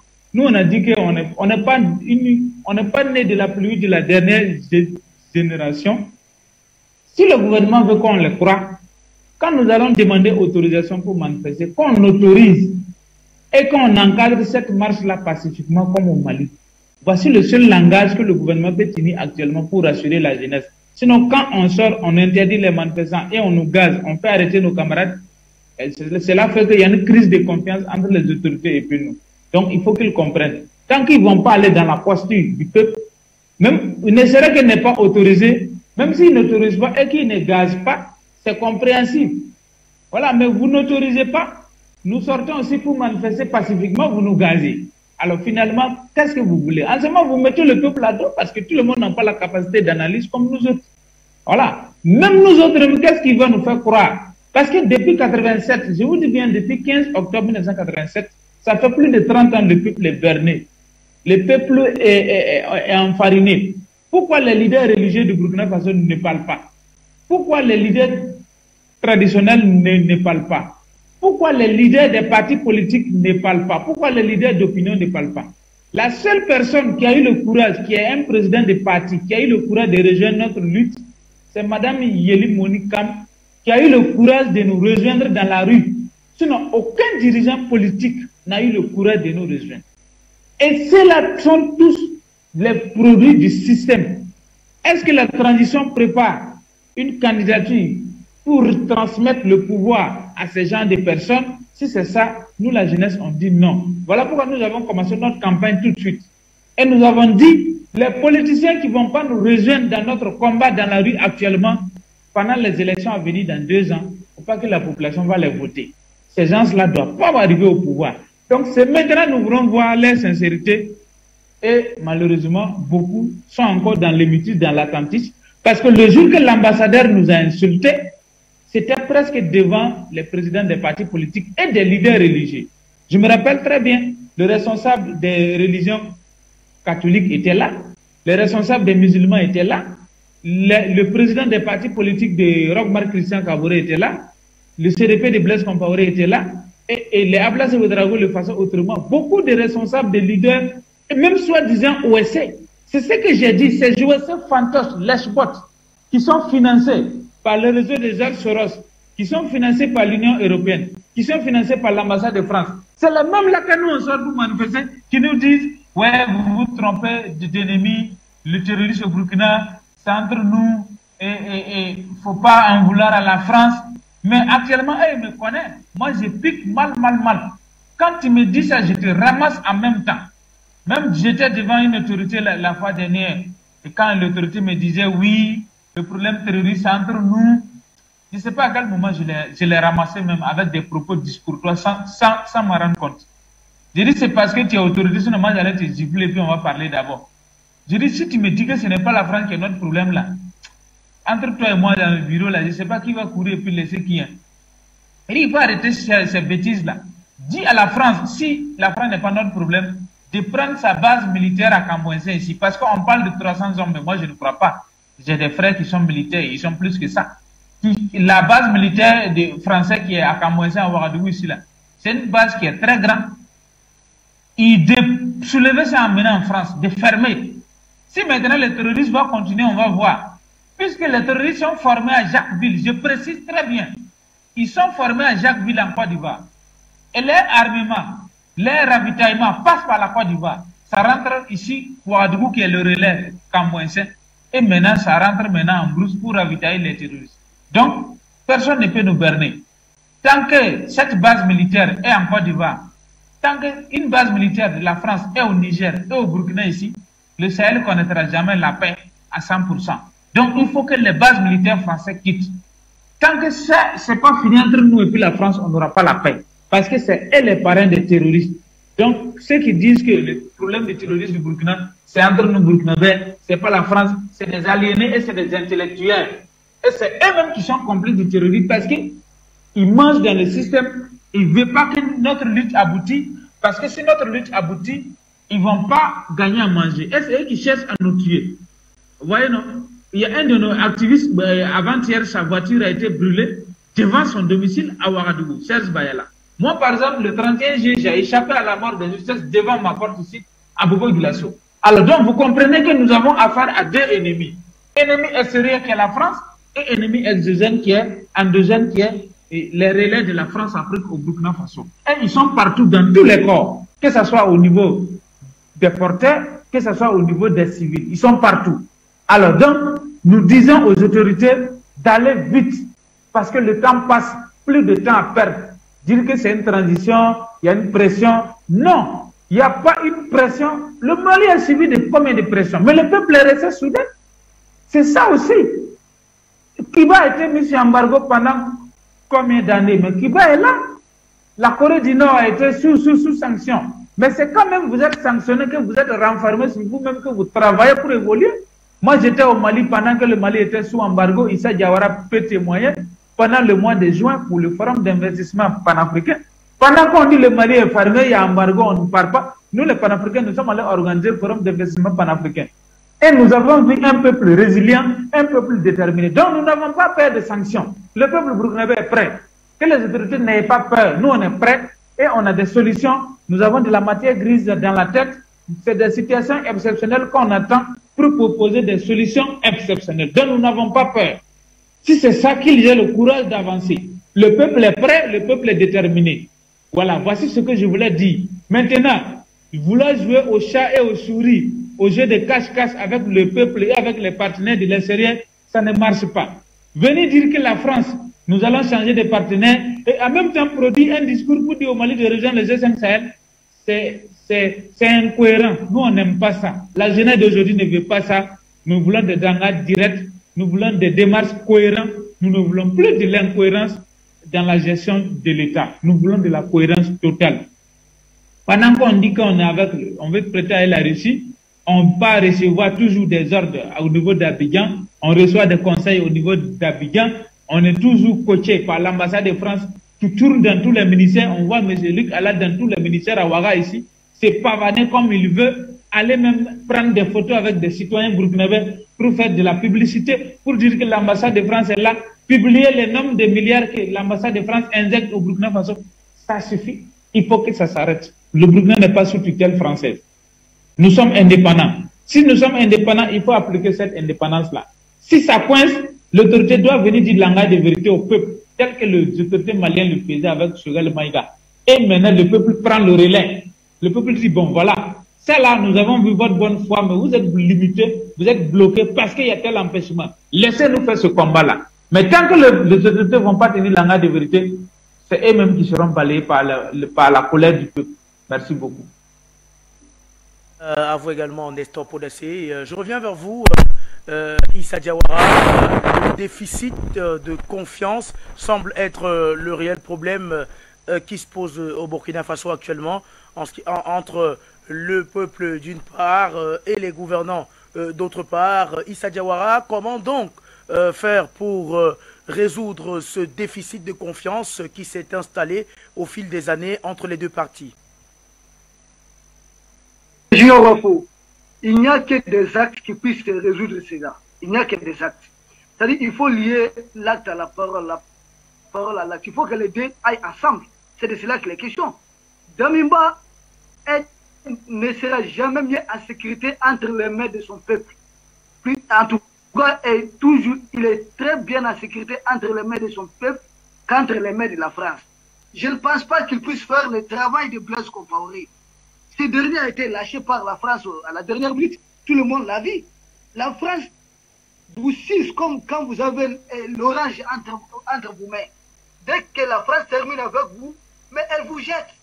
Puisque c'est une question d'intérêt. Ce que nous demandons, nous, jeunesse africaine, c'est du manque à gagner pour la France. Aujourd'hui, la France n'a pas d'alternative. Dans une situation mondiale où la France a mis des sanctions sur la Russie, la France n'a d'autres partenaires, d'autres alternatives. Allons-nous laisser continuer à être des supports pour la France et pour l'Europe, au même moment que nous continuons à rester patients dans la pauvreté? C'est ce que je voulais dire à ma sœur, Madame Lida. Je ne comprends pas.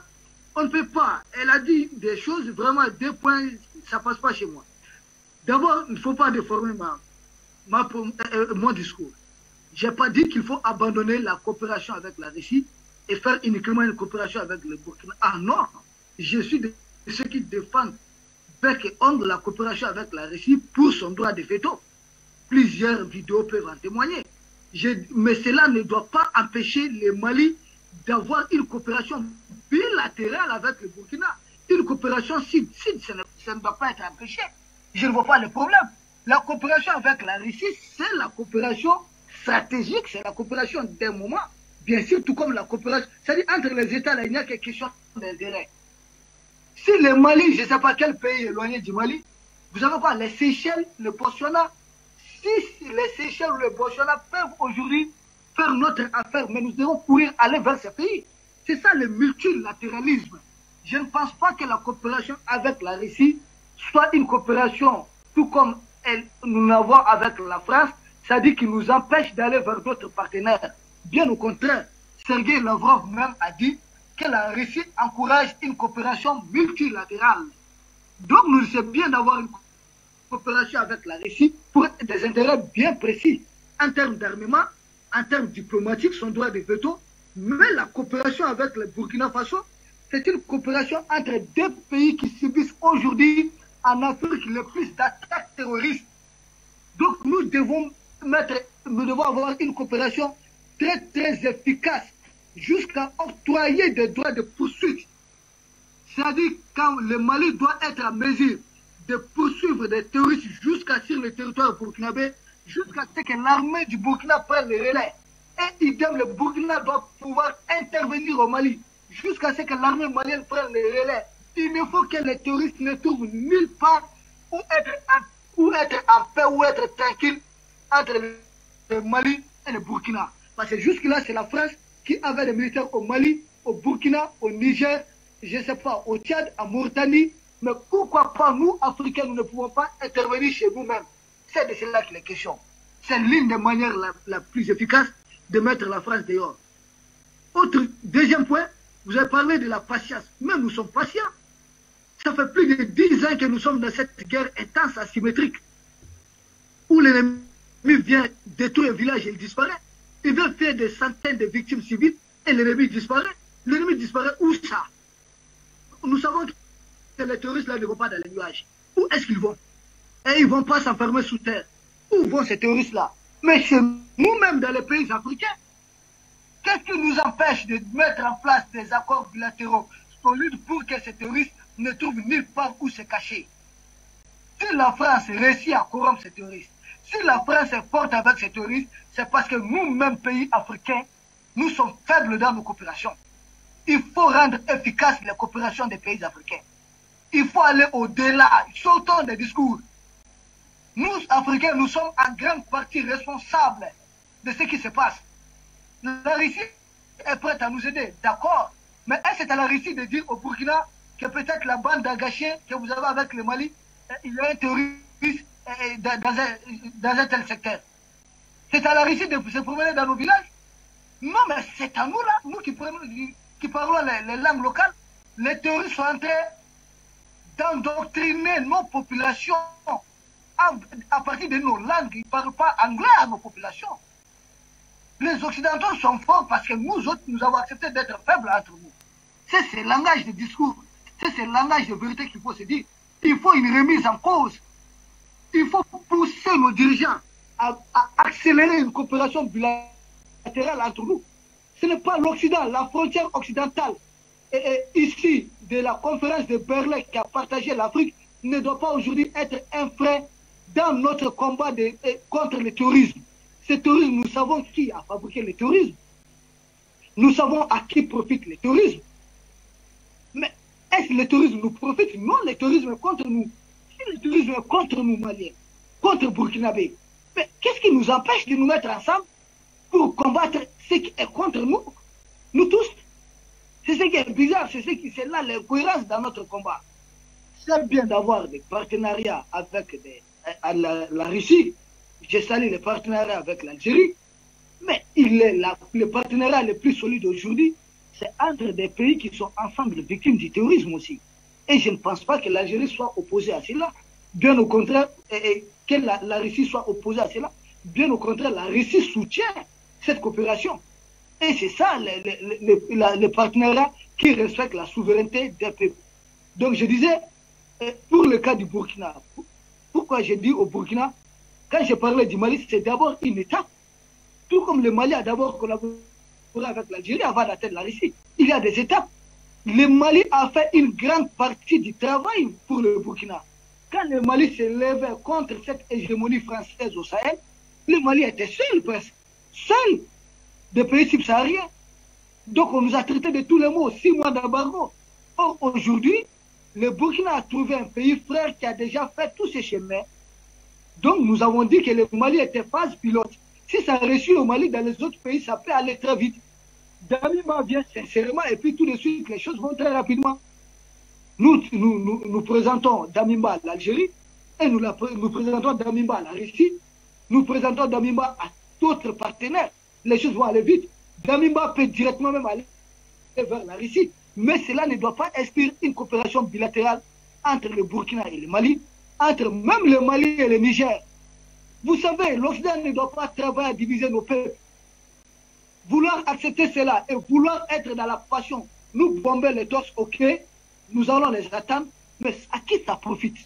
Au même moment, la France est partout. Elle a des militaires au Niger, en Côte d'Ivoire, au Tchad. Mais est-ce que c'est la manière la plus efficace si nous voulons débarrasser l'Afrique du terrorisme? Il faut débarrasser l'Afrique d'abord de la France. Et la meilleure méthode pour nous débarrasser de la France, c'est des coopérations bilatérales très développées, très poussées. S'il n'y a plus de terrorisme ici, si les terroristes sont écrasés, ils sont en manque d'effectifs, qu'est-ce qui va justifier la présence française en Afrique de l'Ouest? Qu'est-ce qui va justifier la présence française en Afrique même? C'est de cela qu'il est question. Nous voulons retrouver la souveraineté africaine, pas que la souveraineté malienne. Il n'y aura jamais une souveraineté malienne solide sans une souveraineté africaine. Et nous le disons dans le dernier couplet de notre hymne national. L'Afrique s'élève enfin, saluons ce jour nouveau, saluons la liberté. Marchons vers l'unité, dignité retrouvée. Donc il s'agit de la dignité retrouvée de l'Afrique. Travaillons à aller dans ce sens. Aucun pays africain n'aura de l'avenir dans une Afrique qui n'a pas d'avenir. Ça n'existe pas. Il faut une Afrique pour protéger tous les enfants d'Afrique, pour protéger tous les pays africains. Tout pays africain qui se croit tiré du jeu, ce pays se trompe profondément. Nous avons vu ce qui s'est passé en Libye. On a vu comment Gbagbo a été tiré de son palais. On a vu comment le Lumumba a été assassiné. On a vu comment Thomas Sankara a été abattu en pleine réunion. Qu'est-ce que nous attendons? Par les mêmes. et que nous continuons de traiter comme des partenaires historiques. En quoi la France peut être partenaire historique d'un pays africain? En quoi? L'exploitant historique ou bien partenaire historique? C'est de cela qu'il est question. Donc, pour terminer, la coopération avec la Russie, c'est une coopération qui autorise une coopération multilatérale. Et je dis, je le répète, il faut que les dirigeants africains coopèrent entre eux. Il faut que les dirigeants africains aillent vers ces partenariats bilatéraux très développés. Les peuples africains sont ensemble. Vous au Cameroun, moi ici, le Burkina, nous avons les cœurs, Madame Linda en Algérie, nos cœurs battent de la même façon. Mais qu'est-ce qui nous empêche de contrarier nos dirigeants à aller dans le sens de la volonté populaire? Ou bien pour qui ils sont en train de travailler? Merci bien, j'en ai fini. Merci à vous également, Issa Diawara. Retournons sur le plateau pour sortir rapidement de cette émission. Jonathan Batengene, Issa Diawara a commencé à développer des pistes de solutions. On parle de privilégier une coopération bilatérale entre les États qui n'est pas une mauvaise chose. Cela a d'ailleurs porté ses fruits dans la lutte contre Boko Haram entre le Cameroun et le Nigeria. On a vu ce que la coopération bilatérale pouvait donner. Vous avez une autre manière de voir les choses, ou bien une autre solution qui pourrait aider le peuple burkinabé à véritablement prendre ses marques en s'inscrivant dans une démocratie parfaite, en suivant par exemple l'exemple malien, avec un conseil national de transition qui pourrait être la voie à l'implémentation de la démocratie véritable au Burkina Faso. C'est complémentaire avec ce que disait mon frère Issa Diawara. La coopération avec le Mali peut d'abord commencer au niveau de l'architecture de l'état de transition, de l'état sous sa forme de transition. Parce que les Maliens ont quand même su réinventer la démocratie à leur manière, dans leur expérience de la transition.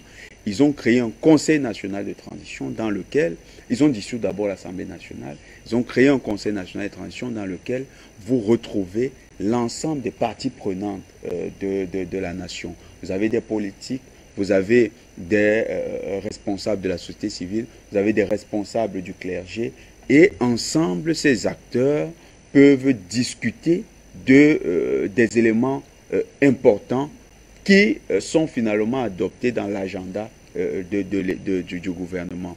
Et ça permet à l'exécutif qui est géré par les militaires, de pouvoir tenir compte de la vie de la population et de gouverner ensemble. Ce serait une expérience tout à fait intéressante dont pourraient s'inspirer les Burkinabés. Avec les manifestations, parce que notre sœur Linda elle-même le reconnaît, il faut la légitimité. Et cette légitimité-là, en lieu et place d'une élection, on peut utiliser ce mécanisme pour commencer à la construire. Tout à fait, pour la construire. Et davantage miser, au lieu de considérer les manifestants comme des menaces, davantage miser sur les manifestations populaires d'adhésion à la politique du gouvernement.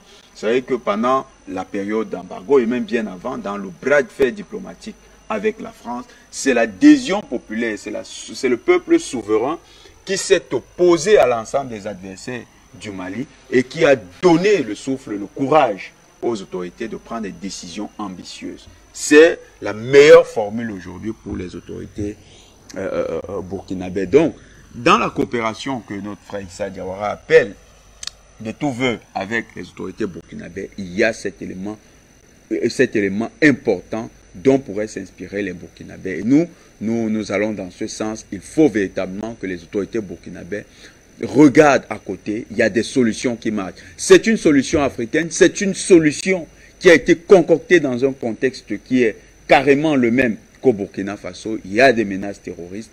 Pour l'instant, parler d'une élection, ce serait un peu hypothéqué parce que tout le territoire burkinabé n'est pas encore sécurisé. Il faut cet élément. Le deuxième élément, c'est dans le cadre, parce que pour parvenir à une coopération avec militaire avec le Mali, il y a quand même un préalable. Il y a la fameuse alliance du G5 Sahel. devenu G3, on ne sait plus, ou c'est G2. Donc G3 Sahel avec la France qui est l'intrus dans l'affaire. Il y a cette coopération qui est encore prévalente avec le Burkina Faso. Il faut d'abord résoudre cette ambiguïté parce que le Mali n'est plus partie de cette alliance. Parce que les alliés, si le Mali s'alliait militairement avec le Burkina, par le jeu, le truchement de l'alliance, le Mali pourrait être inféodé au G5 Sahel. Donc, au lieu que d'avoir ce genre de coopération, le Mali, le Burkina doit d'abord résoudre la question du G5 Sahel, c'est-à-dire résilier sa participation au G5 Sahel, laisser cette organisation mourir et décider donc de privilégier des actions bilatérales, parce qu'actuellement nous parlons, mais le ministre nigérien de la Défense était bien sûr au niveau du Mali pour signer des accords, un accord de coopération militaire. Donc, dans le cadre de la coopération bilatérale, les deux pays pourraient convenir d'un cadre de sécurisation de leurs frontières communes. C'est peut-être le cadre de coopération qui s'y est actuellement, parce qu'ils ont quand même la menace, ils ont une menace commune et ils sont en train de solliciter un partenaire commun qui est la Russie. Donc, pourquoi ne pas mutualiser les forces dans la lutte contre les terroristes? Ce seraient les meilleures formules de coopération actuellement. Parler d'un cadre beaucoup plus large, de créer une alliance à l'heure actuelle, ce n'est pas encore à l'ordre du jour. Il y a cette phase de transition qu'il faut achever. Au terme de cette phase de transition, il y a des élections qui vont survenir et des dirigeants civils ou bien des anciens militaires pourront émerger comme désormais des dirigeants avec toute la légitimité pour agir. Ces derniers pourront, dans le cadre de la consolidation de leur coopération amorcée pendant la période de transition, décider de passer à une alliance. Et quand on parle d'une alliance militaire, il faut bien voir beaucoup plus grand que simplement deux pays. Donc, si on parle d'une alliance militaire dans cette zone, c'est une alliance militaire qui certainement intégrera des voisins puissants, mais des voisins qui ont déjà une expérience avérée de sincérité, de franchise dans la lutte contre le terrorisme et dans les questions sécuritaires, comme l'Algérie et d'autres voisins comme peut-être la Mauritanie ou la Guinée-Conakry, qui aujourd'hui sont dans le même élan ou bien les mêmes dispositions que le Mali. Voilà un peu, si on voudrait parler d'une alliance, ce qui pourrait finalement devenir le visage de cette alliance. Merci à vous, Jonathan Batangene. Eh bien, on va rapidement retrouver Linda Larbaoui en 2 minutes pour sortir, avant de sortir définitivement avec Nestor Podassé. Linda Larbaoui, votre mot de fin rapidement en 2 minutes. Mon mot de fin, c'est que notre jeunesse ne comprend pas comment ça se passe au niveau des Nations Unies. Quand ils ont voulu détruire l'Irak, et il faut savoir que l'Irak, à l'époque, avait la plus forte armée, et l'armée irakienne était aussi forte que l'armée française à l'époque. On a commencé par des sanctions. On a demandé après à Madeleine Albright, on lui a dit, il y a eu beaucoup d'enfants qui sont morts, il y a eu plus d'1 demi-million d'enfants qui sont morts de faim et ils n'avaient pas de lait. Elle a répondu, c'était le prix à payer. C'est ce que nous voulons éviter en Afrique. Nous avons 3 pays, les 3 pays ont des gouvernements provisoires et transitoires. Il y a des choses qu'ils ne peuvent pas faire. Ils sont aux Nations Unies, donc il y a des choses qu'ils ne peuvent pas faire. À l'époque, en 2003 ou 2004, pour l'invasion de l'Irak, le Conseil de sécurité était contre, mais les Américains avec l'OTAN ont intervenu quand même. C'est ça qu'il faut voir. Quels sont les enjeux? Et c'est pour ça que je dis qu'il faut y aller doucement. Et Monsieur Issa Diawara, 10 ans, c'est rien du tout. 10 ans, c'est rien, vous pouvez me croire. Je suis algérienne et je sais de quoi je parle. Je suis encore dans le combat. Je suis à la 5e génération et je suis encore dans ce combat. Donc 10 ans, c'est rien, mais je pense que nous sommes à la fin. Et s'il y a des accords qui doivent être signés, c'est d'abord le Mali et l'Algérie. C'est ça qui va sécuriser le Sahel. Ça a commencé par le Mali d'abord et l'Algérie après, et c'est là où ça va se terminer. Ça, c'est la géopolitique. mais il faut pas attirer la foudre pour qu'on se fasse taper dessus et avoir une intervention de l'OTAN. Ce n'est pas le moment. Nous sommes en train de gagner le combat. Merci à vous, Linda Larbaoui. On va donc retrouver Nestor Podacé pour sortir de cette émission. Nestor, au courant de l'émission, on a cessé de dire qu'il faudrait des actes forts posés par le gouvernement de Paul-Henri Sandaogo Damiba pour faire comprendre à la jeunesse que le gouvernement est en train d'aller dans son sens. Est-ce que, d'après vous, peut-être sortir tout d'abord du G5 Sahel serait un geste fort posé par le gouvernement de Paul-Henri Sandaogo Damiba? Bon, sortir du G5 Sahel, finir avec les accords militaires français. Bon, comme c'est des négociations, tout ça peut-être ça peut prendre du temps, mais quand même ce qui pouvait apaiser le cœur, c'est le renvoi de l'ambassadeur. Voilà, renvoyer l'ambassadeur, déjà le peuple burkinabé et la jeunesse burkinabé va se sentir fier et respecté. Et nous allons retrouver notre dignité. Et je pense que ça, c'est pas compliqué.